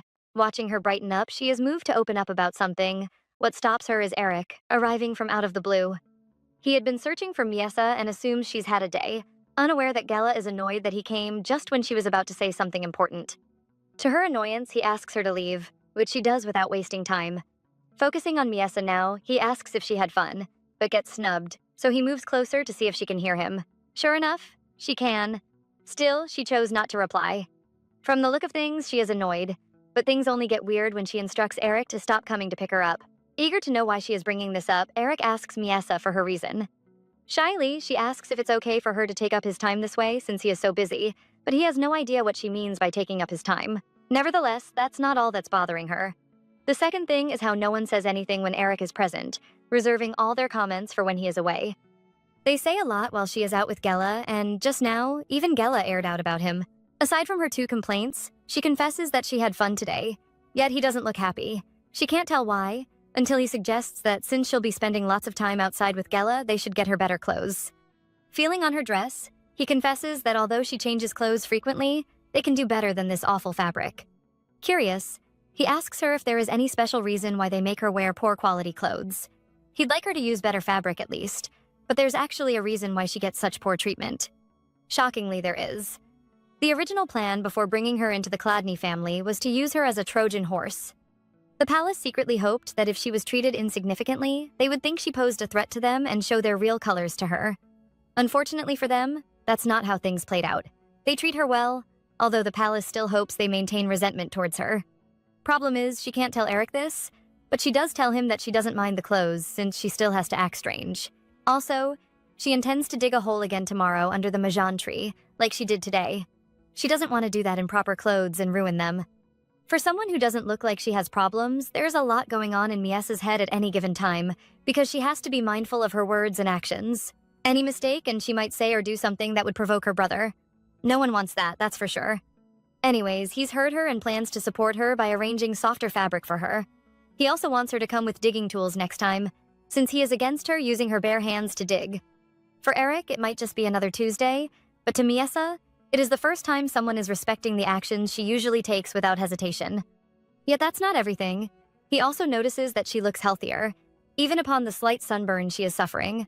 Until now, no one recognized these small changes in her, and somehow he isn't done. He goes on to tell her that when they first met, he was worried because she looked so pale and fragile, but he is glad that compared to then, now she's become high-spirited. Miesa silently is covered in a level of comfort she has never experienced before. She is glad she is getting to enjoy the scent of grasses in this bright afternoon and prays that her brother doesn't disrupt her newfound peace. However, unexpectedly, someone does disrupt her peace, and that's the gardener. He's come to check the bird that made a nest on one of the trees, to make sure it wasn't getting disturbed by the branches. Eric was aware of the birds beforehand and praises him for his hard work, a compliment he takes, but doesn't look too happy about. It's unclear why, but as he leaves, Miesa returns to her thoughts. She has noticed that maybe because Eric brought her into a new life, his words often seem strange to her. But that aside, she wants to know if Eric knows the man who just left. She complains that every time she digs holes under this tree, he looks unhappy. Could it be that he left with that sad look on his face because he noticed today's hole? She guesses it is, and he agrees, adding that no gardener in the world would be happy if she dug this deep beside a tree they are grooming. It's a firm response from him, like it is whenever she brings up playful remarks, yet he isn't done. It's obvious he isn't offended by the whole and has never used words that offend her, so he makes it clear that if the gardener spoke to her rudely because of the holes she digs, he'll punish him. Could he be real? This man with an ever-warm smile on her face. He is like a prince drawn straight out from a fairy tale. Merciful, fair, and wise. So good that she doesn't know she is lost in thought until he stretches a hand to her and suggests they head inside since it is getting hotter. At night, much to Miesa's disappointment, Eric is at it again, his version of intimacy that she doesn't approve of. She finds it discomforting that upon how uncomfortable she is feeling about it, he is making her answer questions, like what she likes the most out of all the things he does for her. She is annoyed that he refuses to listen to what she wants. Still, she reveals that she likes being carried around. Really, she hates the talking, writing it off as unnecessary. At a time like this, when it feels like they are both risking their lives, Miesa finds it suffocating that it feels like it's just her suffering this. And Eric refuses to help out, cutting off intimacy whenever she fails to answer his questions properly. The man is too much to handle, pushing her to bend to his will with his stubbornness. Annoyingly in all this, he keeps that smug smile on his face. Back to his question, she tells him that she liked being carried because she usually walks like she is weak-footed. It makes her leg cramp if she does it for too long. He saves her from that whenever he carries her around. Eric's smile grows brighter after she gives an answer, but there's one thing that keeps bothering her, the fact that he hasn't gotten down with her yet. Malachi's and Dial's harsh words play back instantly. She starts to think it's one out of two things. Either he doesn't want to give his seed to her, something that shouldn't matter in the life or death situation they are in, or he has had a change of heart towards her. Just to be sure, she asks him if they are lovers. In her understanding, a man and a woman become lovers when there is a special connection between them. She wants to be sure her and Eric have something special, and he confirms that by declaring that not only are they lovers, but they are married. He thinks Miesa would stop there, but she doesn't, fearfully asking him if he can be in love with someone else while being married to her. He quickly assumes this question has something to do with what the maid said to her. He answers it no less, revealing that there are times when married couples have relationships with other people outside their marriage. However, that's not his thing. She is his special woman, and it will always be only her. Still, he hopes she does the same, having only him as her dear one. Thinking back to his father and how close they used to be, he airs out his failure to understand infidelity. In his eyes, it's not just about breaking chastity, but also about disregarding trust. Reminiscing on his father's betrayal makes Eric get emotional and hug Miesa even tighter than he did before, stunning her to the extent that she ends up calling to him. Finally, back in the room, Eric notices that Miesa used a different accent to call to him, a Gazan accent. With Gazan being a small village in Kladny, he guesses she learnt it from Gela, her possible connection to the place. His guess isn't wrong, and instead of finding the accent weird, he thinks it's cute, sparking another round of intimacy. Like other times, Miesa can't help but question his methods again, especially since there was nothing like this in what the priestess read to her about consummating. She thinks this is a waste of time, but also something that stirs up inexplicable emotions in her. The night passes, like others, landing the mansion in a bright morning where the maids swarm Miesa and give her the bib they made for her. They are all excited about it, and even more excited when she shows she likes it by chewing on it, but Edie watches expressionlessly.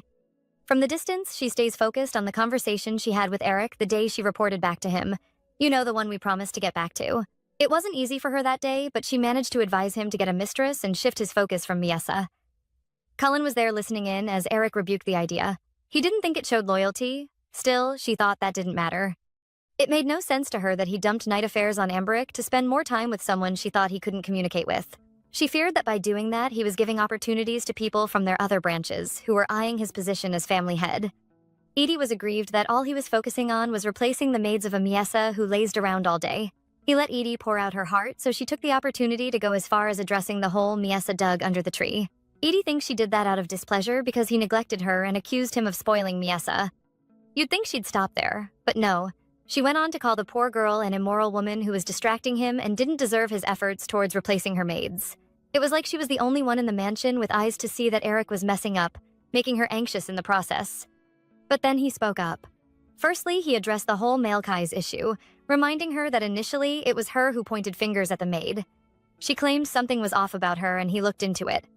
Next, Eric turned to Cullen and asked if aside from night training, he had neglected anything to spend time with Miesa.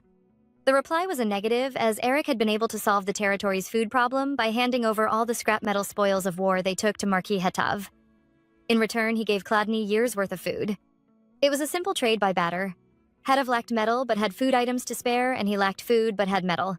Away from that, with Eric, they got 2 functioning mines aside from the Halleck iron mine, but their territory's forges lacked manpower to even repair their own weapons. Lastly, Cullen brings up Amberic, who she fears will take Eric's place. He took over night training, right? Wrong. All he did was sleep all day, losing credibility in the eyes of the knights by the day. His lack of zeal makes them compare him with Eric daily, with a lot of them preferring Eric to him. To think he did all that while hanging out with Miesa any chance he got? Edie stood there soaked in shame, yet he didn't scold her. He only encouraged her to stay strong since she was in a critical position and they needed her. His kindness, after all she said, allowed the head maid to apologize for overstepping. That day, she was reminded that he was always someone who prioritized tasks with rational judgment. His delivery was always flawless until he met Miesa. They are at a time when the struggle for succession is active and all she sees Miesa as is a distraction. Sure, he is handling his duties, but she is still convinced his judgments are being clouded by his wife. Normally, she doesn't visit this wing of the mansion, but she came to search for Eric and gets caught by the maids before she finds him. Eagerly, they ask her what she thinks about the bib they made for her, but she is too annoyed to reply and puts on a fake smile. She can't be happy when she thinks about how even her boss, Madame Thaliessa, has been bewitched by Miesa. At first, she thought it was mere sympathy, but with the way she scolded the maids after Miesa's accident and other things, she began to understand that she was freely losing her reason often. In matters that concerned the girl, observing the maids and Miesa again, cold sweat of worry runs down Edie's cheeks. Because she doesn't know what to do, even though she is convinced Eric and his mother are not in their right minds because of her. As she thinks of a way out of this problem, the day continues and by afternoon, the couple are having lunch together. With Eric's help, Miesa creates a convincingly messy table and then she asks for permission to go outside. Not just to the lawn, but outside the mansion's walls. She got this inspiration from a book Gela was reading that led her to understand that there are many people on the streets. To give her the best experience, he thinks going to the slums will be a good idea, but she just wants to go to the place where shops are lined up selling goods, with no gardens around. It's a market, but she calls it a shopping street and wants to know if all of them are like that. For some reason, Eric doesn't respond to her. He looks like he is overthinking, so she assumes she isn't allowed to go out and begs him to let her see this place. In a jiffy, her begging pays off and Eric arranges for them to ride into the city. It didn't take long to get Miesa ready and in the carriage, and also to get himself ready, but they are stopped by his mother, who is made to believe that he wants to go on the joyride for himself.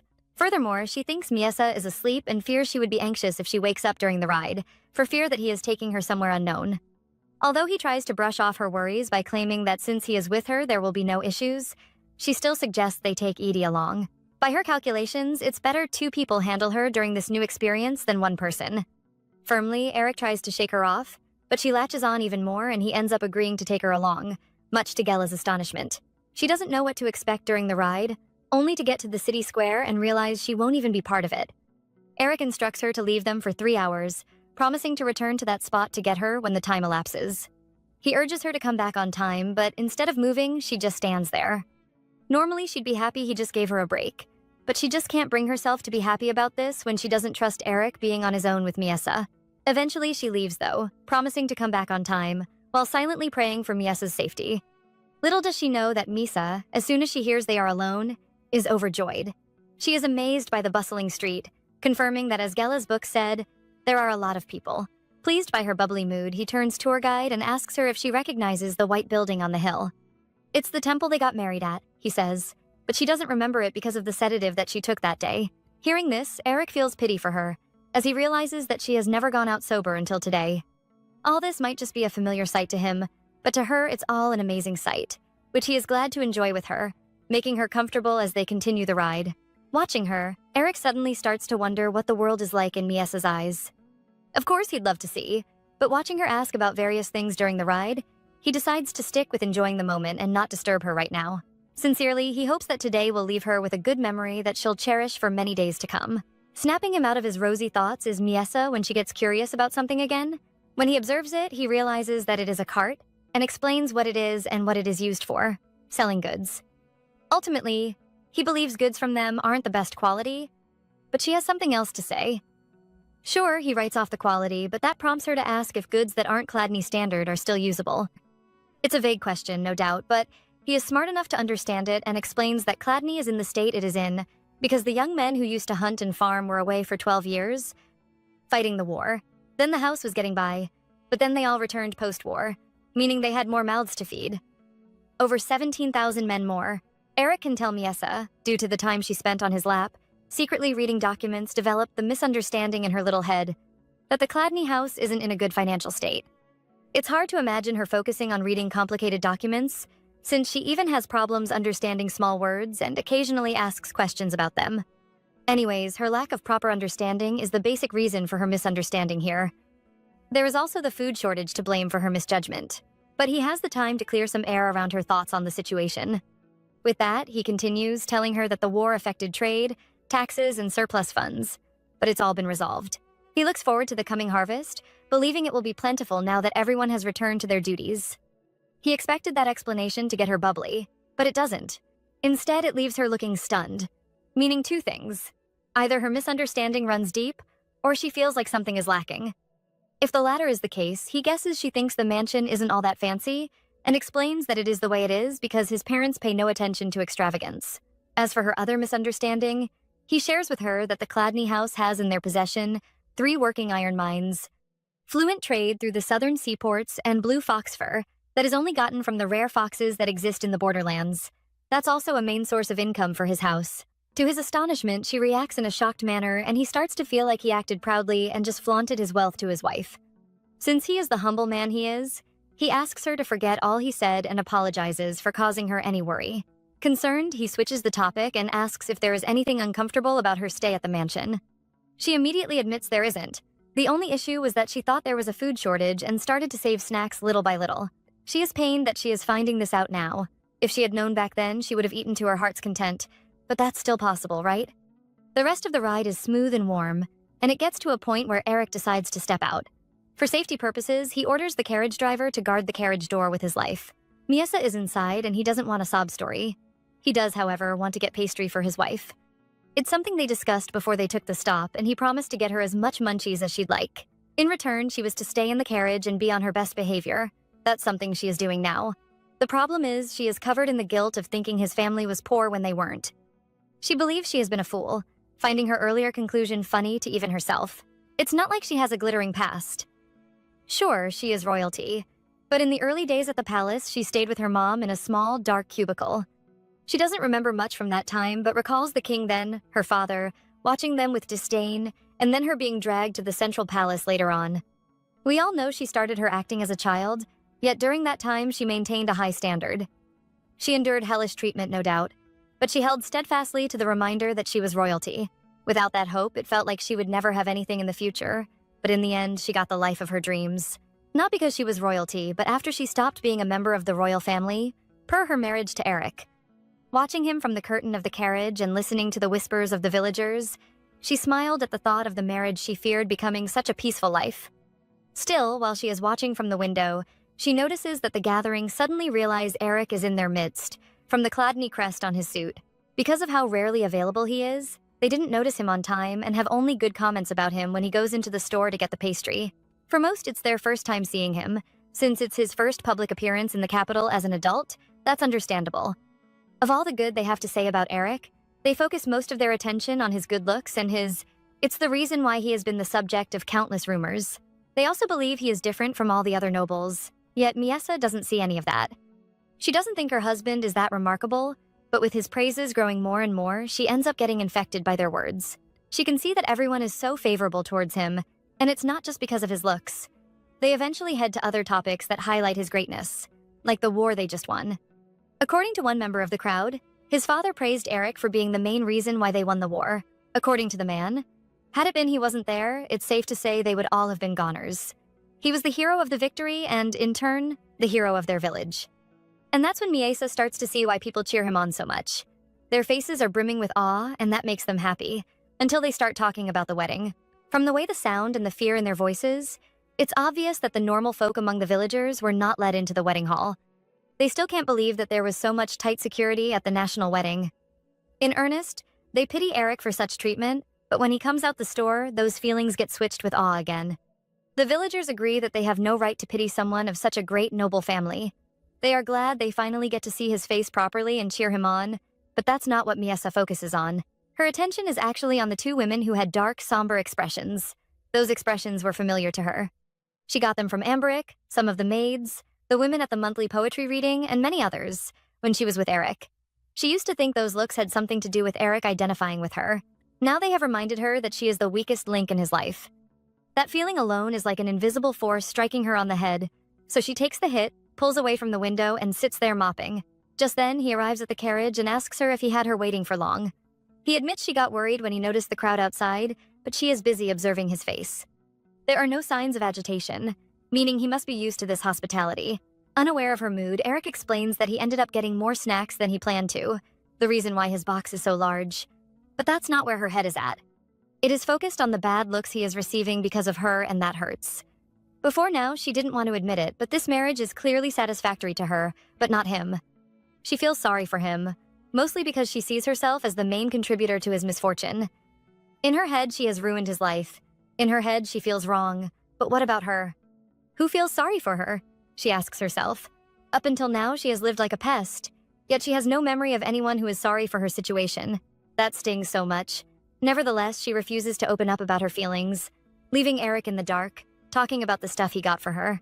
Of all the many items, it happens that the one that catches her attention is the Halrite tart.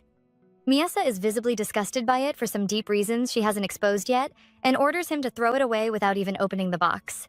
She screams that she doesn't want it, and she no longer likes sweets. Despising the entire box of goodies Eric got her makes her distaste vivid. The reason is still her thoughts about how she messed up his life, and she expects him to be angry after the stunt she just pulled, but he actually isn't. In a calm tone, he points out that something must have happened while he was away. He wants to know what it is, staring at her with piercing eyes, but she tries to wave it off by claiming she just isn't fond of sweets anymore. Stand back? Never. To her surprise, Eric pulls forward and declares that he doesn't mind whether she eats the snacks or not. His major concern is that her mood is strikingly different from how it was before he left. He makes it clear that he is asking her what happened while he was away. He reveals that he may not have observed her for a long time, but he has noticed she is more clear-headed than he thought. That made him see that she doesn't act without reason, but the more it looks like he gets her, the more she wants him to scold her. PTSD. Guys, she still hasn't healed from her past wounds, but he is unaware of that and firmly presses for her to open up. He wants to know if there is anything she can't stand, as he is willing to take care of it immediately, but she hates it that he observes her. She can't understand why he does, yet she is trying to and ends up hyperventilating as a result of overthinking. That's when Eric sees that it's worse than he thought. Disregarding her initial mood, he shifts his focus to her current one and calls to her frantically, but she doesn't respond until she passes out. Holding her closely, he scrambles his mind thinking about what to do, unaware of the fact that it's all an act. From pretending to faint, to breaking character in his presence and revealing her secret, Miesa beats herself up, certain she has made a mistake. She knows that no matter how tightly they hold on to each other, he is still the only one who knows all her secrets. The truth is that she is in a position where she needs his cooperation the most. She spent a lot of time acting like a child. Now, because of him, she has gotten too used to being treated like a human, causing her to develop pride and unnecessary emotions. He calls herself stupid for falling this hard and losing track of reality, and reminds herself that she needs to get along with him by all means. First things first, she intends to smile at everything he says to her when they get home, hoping that'll help her. Then she peeps to see if he is staring at her. Sure enough, he is. Their eyes meet and she is startled. But he doesn't say a word. He just sits there patting her head, while she thinks about how his face that usually harbored a stern expression now houses a soft one. Next thing she knows, Edie arrives. They just got to the village square to get her, and as she enters, they begin to head home. Normally, she'd stay quiet, but the curtains are down, the carriage is dark, and she doesn't trust him. So she asks why the place is so dark. Does Eric intend to snub her question? Does he not? We'll never know because he notices something not too far away that catches his attention. We'll get to know what it is later, but after that brief moment of suspense, they rode home peacefully, with no drama at all, until they got to the mansion. Still in the carriage, Eric notices his father, Margrave, is heading out. He can tell he is going to see his mistress again today. Although Margrave saw his son, he ignored him, so Eric decides to head out first. As soon as he comes down, he remembers the day Edie spoke up, and how she advised him not to show blind loyalty to his father. He wonders why this thought came to his mind suddenly. Can he say he is loyal to a father who doesn't even greet him anymore? A father who is supposedly the head of the Cladney house, who is supposed to be rational and make decisions for the family based on sound reasoning? A father who he doubts is fulfilling his role as head of the family. Thinking about Edie's words some more, he can see some truth in it. Maybe it's time for him to cut off the rotten parts, as there comes a time when that is necessary. For a brief second, he forgets about everyone, But Gela shows up with Miesa and reminds them that they are still there. She also reminds him of the box of snacks, which he asks her to take. As for Miesa, he takes her from Gela and asks the knight if she knows how to use a dagger. Faced with a question like that out of the blue, the knight thinks the best reply is no, but she concludes that it'll be right to be honest to her captain, and so she tells him she is skilled with the blade. On hearing this, he leaves fulfilled, but she is left questioning what just happened. Unknown to them, the palace maids are upstairs watching. Malachais finds the union strange, of late, because seeing them so close is odd when they don't seem like lovers. Diale, on her end, thinks Miesa might just be Eric's type. At least that's how it looks until it's clear that they aren't talking about Miesa, but Gela. They think he took her out and secretly got her gifts, and Malachais makes up her mind to make them lovers, if it turns out they aren't already. Eric, at his room with Miesa, is glad they are finally alone and reaches to her, thinking she is pretending to be asleep. From her startled reaction, he can see that she was actually asleep, and he apologizes for waking her. As part of his apology, he pleads that she return to sleep and leave everything to him until dinner. He is about to leave after that, but she stops him by firmly holding onto his hand and timidly asking if he is mad at her.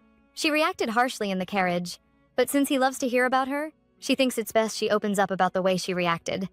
According to Miesa, her mother was from South Halrite. The tarts reminded her of her late mother and she apologizes, but he is cool with it. Sure, he knew her mother. She was the third and last wife of the late queen, but he didn't know she was from Halrite. He remembers the woman as a person from a humble background, unlike her co-wives. She had the perfect village to palace story, giving birth to Miesa shortly after the marriage. The only problem was that the king died not too long after the union and she was left stranded. Following the death of her husband, Miesa's mother lived quietly in Celia Palace with her newborn. Everything was seemingly good, until Vermalik grew up and went on a killing spree, wiping out the Salachisi and more. His rash act left next to no information about the third queen, so Eric wants to know if she hates the region because of what happened to her mother. She confirms that he is right and he apologizes, admitting he made a mistake. To prevent any more in future, he asks her to tell him more about herself, her likes, dislikes, and more. He believes that sharing these things with him will benefit her as well and help to avoid unnecessary issues. She agrees and assumes that's the end of their chat, but it isn't. She still hasn't explained what happened to her mood at the carriage. He wants to know why she was angry suddenly. It's a simple case of ask and you shall receive, yet she looks for a way to dodge the question. Writing off the switch is nothing. He wishes to press on though, but she starts pretending to be asleep. Cute. As payback, he pinches her nose, but still lets her continue her act. I mean, he didn't expect her to drop her guard around him so soon. The fact that she has is all right, making it cool even if she hasn't fully opened up. He is fine with her, truly, but one thing bothers him, the way Miesa tends to avoid things. For instance, she dodges memories. Now he guesses some are deep within her, so deep that she isn't even aware of them. If he is right, then her reaction in the carriage could be a sign. Growing up in the battlefield, Eric knows a thing or two about trauma. He saw many survivors and even more dead, with some of the survivors running mad because of the things they experienced in the front lines. Miesa has been through a lot, that he knows, but she has been so composed and sometimes shameless, so shameless that he ignored it, but maybe her strength is fading. And the memories and emotions that have been festering for so long will explode one day. If that happens, it'll definitely be lethal, so it's up to him to be by her side in the meantime. Eric knows that and flawlessly handles his roles. Several days later, after a wonderful meal, Eric tucks Miesa in bed while they discuss dinner. According to the couple, it was grand. They praise the chef for the meal, but then things go quiet and Miesa starts to give Eric the eyes. Unaware of what they mean, he plants a kiss on her forehead, thinking about how, although they have been talking since the incident, it has been irrelevant topics throughout. Continuing with the irrelevant topics is Miesa, talking about the weather. It didn't please her today, because it stopped her from playing in the garden longer than she would have. He apologizes for that with words and a few kisses, knowing fully well that her mind is troubled and he has no idea how to calm it. Things are already awkward as it is, but Miesa makes it more disturbing by asking if that's all for the night. What does she mean? He has no idea, as the initial attraction to the opposite gender, girl him, is more confusing than anything. Eager to know about what happened that day, he asks her if she had anything else to say, hoping she'll open up, since the topics she is discussing with him right now are topics he thinks she can discuss with anyone else. From the look in her eyes after that statement, he pulls back, thinking about how, no matter what she does or how she reacts, whether violent or not, it is his responsibility to protect and take care of her. He writes off the reactions he can understand, but for the ones he can't, he doesn't know how to handle them. They are beyond his control, and because of that, he usually draws an invisible line. because he doesn't know where pushing her will lead them to. Anyways, he plans to call it a night, when she hinders his plan by saying she doesn't know what to discuss with anyone else, or what kind of discussion to have in this situation. Moreover, he is the only one she can discuss with. With those words, although she stammered most of the time, it made him feel foolish. To react the way he did to someone in her shoes is very unwise, he knows, so he cancels his original plans and asks if she is comfortable with them talking about her last outing. He is sure something happened that day, and because she didn't want to explain, he decided not to press further. He urges her to speak up now because keeping it in is unhealthy and it'll leave her struggling with confused and complex emotions. He wants to believe that her not being able to hide her emotions from him is a good sign. After all, she hid emotions perfectly from others, but not him. Moved by his words, she summons up courage to ask him why he is so kind to her. His alleged reason is that she is a member of their family. Them being family, to him, means she can lean on him or unburden herself to him at any time. Everything is fine with them, but Eric wants two more things from her. One is loyalty, and the other is that they are to remember that they are on the same side. He is her, and she is him. That's how he wants her to see it, and she is fine with that, taking note of the fact that they are holding each other's leashes. Eric thinks differently, though, guessing that their definitions of family may not align, but he hopes one day they do. With that, he calls it a night and she goes to sleep in his arms. This hasn't happened in a long time, so it means so much to her. She can tell his explanation is sincere. Also, his outward kindness isn't just for show. He seems like a nice person, so she wants to think he is until proven wrong. It was a wonderful night for the couple, if you ask me, and the morning starts off well, as the couple plan to head into town again with Gela. Seeing them off is Edie and Thaliessa, but once they set off, Edie starts to let out. She doesn't think it's safe to have a woman like Gela with Eric and his wife. She tries to act scared, indirectly suggesting he might fall into some sort of temptation, so they should replace her with another maid, but his mother brushes it off. She knows her son well and is sure his relationship with the lady doctor is far from romantic. That aside, because he has a wife, the chances of him cheating are non-existent. Added to that, Mesa has gained weight, looking more pretty and lovely than she did when she came to them, although she is still quite skinny. Because of that, she orders Edie to do some digging and find out what Miesa loves to eat. She knows she digs butter, and wants Edie to discover every other thing. With no option, the head maid accepts the task, but deep down she is livid. Later that night, Eric gets to work, accessing documents reports he got from his sources. They inform him that Lady Malachis visited the pawn shop earlier in the day, but for most of the time of their surveillance, she has been silent. He worries that she might already be planning something, plus he has the problems of the Crispins being silent too. He is upset that he can't guess their next move when Miesa comes into his study and takes his attention. With the few minutes he has on her, he points out that she seems uncomfortable sleeping and invites her to sit on his lap if she wants. Shockingly, she refuses, wanting to speak from the entrance. Once granted the permission to do so, Miesa reveals that she no longer dislikes Eric. She disliked him before, but the feeling is gone. Looking bummed to hear this, Eric approaches her repeating what she said, but that scares her into thinking he is angry at her. He replies that he isn't, but is curious about why she disliked him before. He asks if the problem was his touch, but since it isn't, he gives her time to think about her response. He recalls that the last time he got a clear answer from her was when she asked him why he was being nice to her. That night he didn't rush her, so he decides not to rush her on this one. As expected, he gets one, but her focus is on his touch. She doesn't hate it, but finds it unnecessary. The second her answer drops, he breathes a sign of relief, because he can see that if he made a mistake with his touches, he might have earned her hate. Since that didn't happen, he pulls her close and declares that he understands her and is glad that although she doesn't like it, she doesn't dislike it. He is happy he informed her of this anyways, which makes her feel as glad as a kitten. Well, she has said what she wanted to say, so she turns her attention to the stack of documents on the table. She would like to know what he was doing, nevertheless, he can't really explain it and permits her to check it out. He is glad it was he who showed trust first. It led to this, but for safety's sake, he begs her not to tear the documents on the left, if at all she wants to rip some up. Luckily for him, Miesa assures him his documents are safe. There is no need to tear them to shreds now that her secret is out. With his permission, she gets to reading, doing it at a speed he has never seen before. From the way she is taking it all in, it's safe to say she is more comfortable reading than she is with speaking, and she shows that off by asking about the tale he put on Malachis. She also notices the talk about Salachis, a house she thought was meaningless now, but he believes they have some level of hope. The only remaining son of the house is illegitimate, but he looks to take on the family legacy. Truly, Miesa finds the documents interesting. So interesting that she succeeded in running through all of them and seeks permission to check more another time. He grants her the permission, no less, out of trust. Away from that, Away from that, Misa shows she felt lonely in bed by asking Eric if he is done with work. On hearing he isn't, she eagerly asks for permission to rest on his lap while he continues, and he agrees.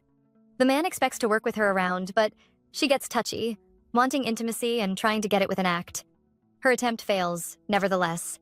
No surprise there. Even after she admits she is sure she really liked him. From her, he demands the truth, wanting to know what she has been thinking while she was alone.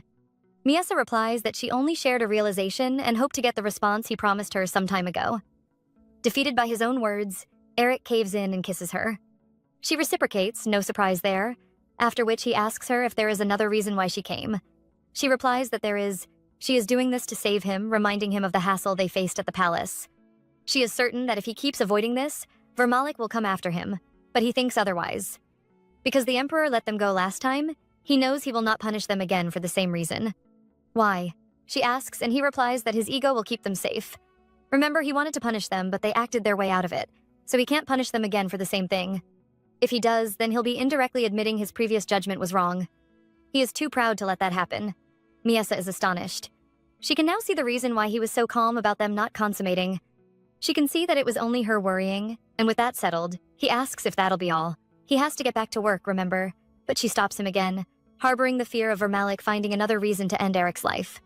If that happens, she'll get married off to someone else, and she is sure that'll not be as good as this marriage. That being said, she reaches for his robe and exposes his physique.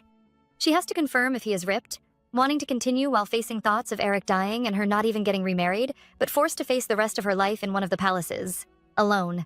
As the thoughts grow, Misa worries that she might be feeling this way because she bared the weight of them not getting serious on her own, or maybe she is feeling this way because he keeps doing pointless things. Anyway, he is fed up with what she is doing and wants to stop her. But she stops him, demanding to know if there must be a reason for intimacy. This is actually one of the few times when she is angry at him unintentionally, for his defiance. To make things clear to her, she demands to know if he finds her unattractive. If that's the case, she advises him to ignore it and get down with her regardless. For someone who promised herself she'd only wear smiles in Eric's presence, Miesa scolds herself for expressing what she calls useless emotions. Fed up with the tantrum she is throwing, Eric decides to abandon work and show her that he doesn't think she is unattractive. Even after he seems to be succumbing to her attempts, Miesa reminds herself that she is thin and filled with scars. Even she doesn't approve of her body. Plus, people said he was handsome, so she writes herself off as not good enough. She thinks appearance matters in this thing, but he indirectly declares it doesn't, by accepting her scars. He has some of his own. To relieve her, he runs her through some of his scars and how they were caused, unaware that she is focused on his physique again. After his tour, though, he asks if she approves of his build, and she confesses she does. But her reaction during the confession didn't look genuine. He still went on regardless, and they spent quality time together, even though he admits she doesn't intend to go as far as she desires yet. He thinks this isn't the right time yet. When it is, he'll let her know. Until then, he advises her not to be surprised at whatever he does. She affirms she wouldn't, but soon regrets it. In a good way. Yes, they didn't get to baby making, but the night was wholesome for them both. Like the night, nonetheless, the morning doesn't disappoint, breaking with warm sun, chirping birds, and Eric's spies at his office. Explaining better what they saw, they include that Malachi's left the pawn shop and put something in her pocket, but it was too small for the blonde spy to see what it was. What he was sure of, though, was that she returned to the mansion alone, before heading back to the pawn shop to join her friend. He explains that it was all in the document he sent through the butler, but although our boy seemed too busy to read it all, he nods that he did. Meaning, he did. Anyways, they continue. This time, it's the black-haired spy. He states that after sunset, he noticed a hired carriage pull up at the same pawn shop and an old woman alight. Diligently, he kept an eye on her until she entered the store. When she left, it wasn't by her will. The owner of the pawn shop kicked her out, while she argued lengthily about a brooch she sold to him. She left afterwards, nothing special there, but that didn't stop him from tailing her to her home to get her address. He submits the address to Eric. It's a small house on the outskirts, an address he has seen before. He just can't place a finger on where he saw it from, until he does. Leaving him with one more thing, proving the connection between Crispin, the palace maids, the old woman, and in a strange truth of events, his father's mistress. Since he can't establish their connection right now, he continues with his day, and by afternoon, he returns to Miesa's side. He meets Gela reading to her. Kindly, he grants her the rest of the day off, but she still lingers around, until he asks what's up. For some reason, she asks him if he'll be going out with Miesa today. His reply is loaded with uncertainty, but he wants to know why she is asking, which she reveals, and it's the palace maids. They stopped by a moment ago to check on Miesa and found her in a condition that showed their night was steamy. She visibly didn't approve of it, but the maids saw nothing wrong with a couple getting down. To them, it was good news, but that wasn't what their interests were on. Their focus was Gela. Malachi's made that clear when she asked if she was accompanying them out later in the day. Agitated by the question, Gela basically gave them the go-ahead to go to Eric to ask if there was a planned outing, because only he knew for sure. Even after hearing that, they didn't back down. Instead, they switched gears by stating that Miesa must be loving the outings since the fresh air seems to be improving her complexion. They did more, but this is the lot she reveals to him now, along with her suspicion that they were testing her, which is suspicious. Eric, taking this information, thinks their attitude looked a lot like a trap, meaning they were really planning something. She doesn't know anything about the extra eyes on Malachi's, and he doesn't tell her straight up, but he does talk about them taking the bait to an extent. Just in case, he hands her a special dagger. One Cullen will show her how to wear, so she'll have it on at all times. Concerning what she'll do when she leaves here, Eric instructs Gela to go about her day like she usually would, only this time he'll have Cullen with her at a distance. It's for her safety. She claims to understand that. Then he moves to the next step of his plan, actually going out with Miesa. Unlike other times, nevertheless, he helps her put on a bulletproof vest for protection. Although they'll have nights with them and he'll be by her side throughout, he thinks this measure is key because it'll help him rest easy while they are out. Right now, Miesa is nervous to the core. She can't even look Eric in the eye because of it, yet she asks him if the vest will protect her from knives and axes. He can't believe she just asked something so terrifying and wants to know why, but since she doesn't look eager to respond, he goes on to answer the question, assuring her that the vest can protect her from knives and whips, but not axes. Throughout the time, Miesa looks gloomy, putting on her dress moodily and then asking him to help her with the bib the maids made for her. She wants to wear it out, but he can't understand why. He has seen her wear it a few times, so he suspects she might have taken interest in dressing up. In any case, she looks stunning now, leaving him tongue-tied until he buffs up and tells her he doesn't know how to tie it on her properly. Still, he is willing to try his best and does, not promising the best, but hoping that all this preparation will be a waste of time. He doesn't look forward to them facing any confrontation, and throughout their outing together, it looks like they won't get any. Everything was peaceful to them, but not Gela, who shows up battered and bruised, demanding for hazard pay, when it was time for them to get her and head back. Concerned, he asks the knight if she was hurt, but she claims she is fine, as the part of her body that took the most damage was her heart because of Cullen Imani's. She is aware Cullen and his brother hate being called by their surname because it sounds unpleasant. Some members of the Shidate Principality made that mistake and paid for it, so her calling that name boldly shows how offended she is. He wants to hear why, though, and she takes us 3 hours back when her stakeout began. Like other days, she went about her business, first checking some herbs out, then she got snacks during her stroll to the bookstore, munching them on her way there. Everything seemed fine, but then a few meters to the store, she ran into a pickpocket who snagged her bag of coins and had her chase him into a dark alley. On getting there, she saw he wasn't alone and realized she had just fallen for the oldest trick in the book, even though all her opponents looked weak and frail, rounding it up with the worst teeth and breathe. Eric isn't pleased with this part of the story and gets her to skip to the important part, which she does rushing to the part where she learned that they wanted to kidnap her, not hurt her at the spot. Since she was a woman, they downplayed her strength and got handled thoroughly. Now that she thinks about it, she thinks it'll have been better to quietly follow the hoodlums and see who their benefactor was and where their hideout was located. Still, Eric praises her efforts regardless, allowing her to continue her story and describe how she noticed she was handling her opponents one by one. At some point, she looked back to see why, and there Cullen was. He had restrained two and tossed one to her to handle. He had been doing that from the start, and she was so shocked that she slacked for a second and got cut. Fortunately for her, she got a foot back fast and kept handling opponents while listening to Cullen murmur various numbers. He shuffled from numbers about 17 and kept counting down the longer it took her to handle the enemy, instead of helping her. Eric can tell the numbers were his way of comparing her skills to his at the age behind each number he mentioned. To be compared to Cullen at age 16, he thinks that's a good thing.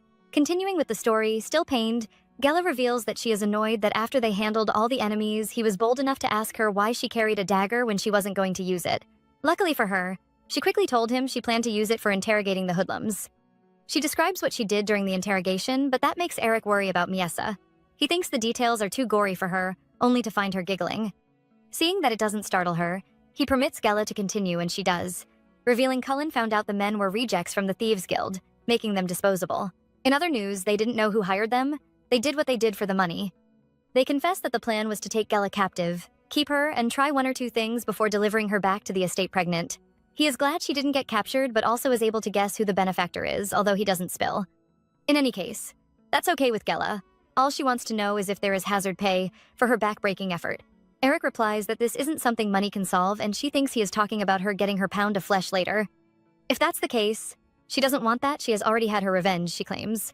That's when he shocks her by offering to get her the blacksmith shop back home. Her father had a competitor who was relentless, but he assured her he could get it for her. Overjoyed, thanks him, leaves and plans to head out with Cullen. She'll be at the mansion tomorrow, though, and he is fine with that. As soon as they are alone, the couple get chatty. There is a lot to discuss after all. Firstly, he agrees their plan was vile, and their ultimate plan was to get Gela pregnant and frame it on him to ruin his reputation. Miesa then brings up the part where Gela said the hoodlums called her Eric's lover, but he is more concerned about her and how she feels after hearing such a violent story. He forgot she had a gory past. Well, she reminds him by stating that she saw blood first when she was a lot younger. That day she was so scared that it kept appearing in her dreams, but later on she got used to it. Her early life was filled with bodies. Bodies, courtesy of Vermalik. And she is so troubled that she feared she'd start laughing loudly because of Gela's story. That's what she did when she was 12 and had to sleep on a pile of late relatives. It was easier for her then, everyone thought she was crazy. Even so, 2 years ago, the maids thought she was coming back to her senses. By then, most of her relatives had been cut off, disallowing her from sleeping around bodies. She was forced to come up with some new tricks. To think she experienced this growing up and aced it eventually, making those who suspected her to once again believe she was crazy.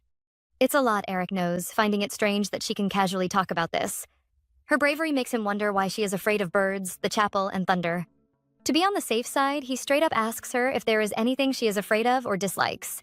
She withdraws, showing she isn't comfortable talking about this. He pulls back as well, waiting, after which he asks why she doesn't kike talking about her past. It's not just the bad memories, but the good too. According to Miesa, it's all a big secret, meaning he'll have to pay a price to get it. Finishing what they started last night, she thinks that's enough payment.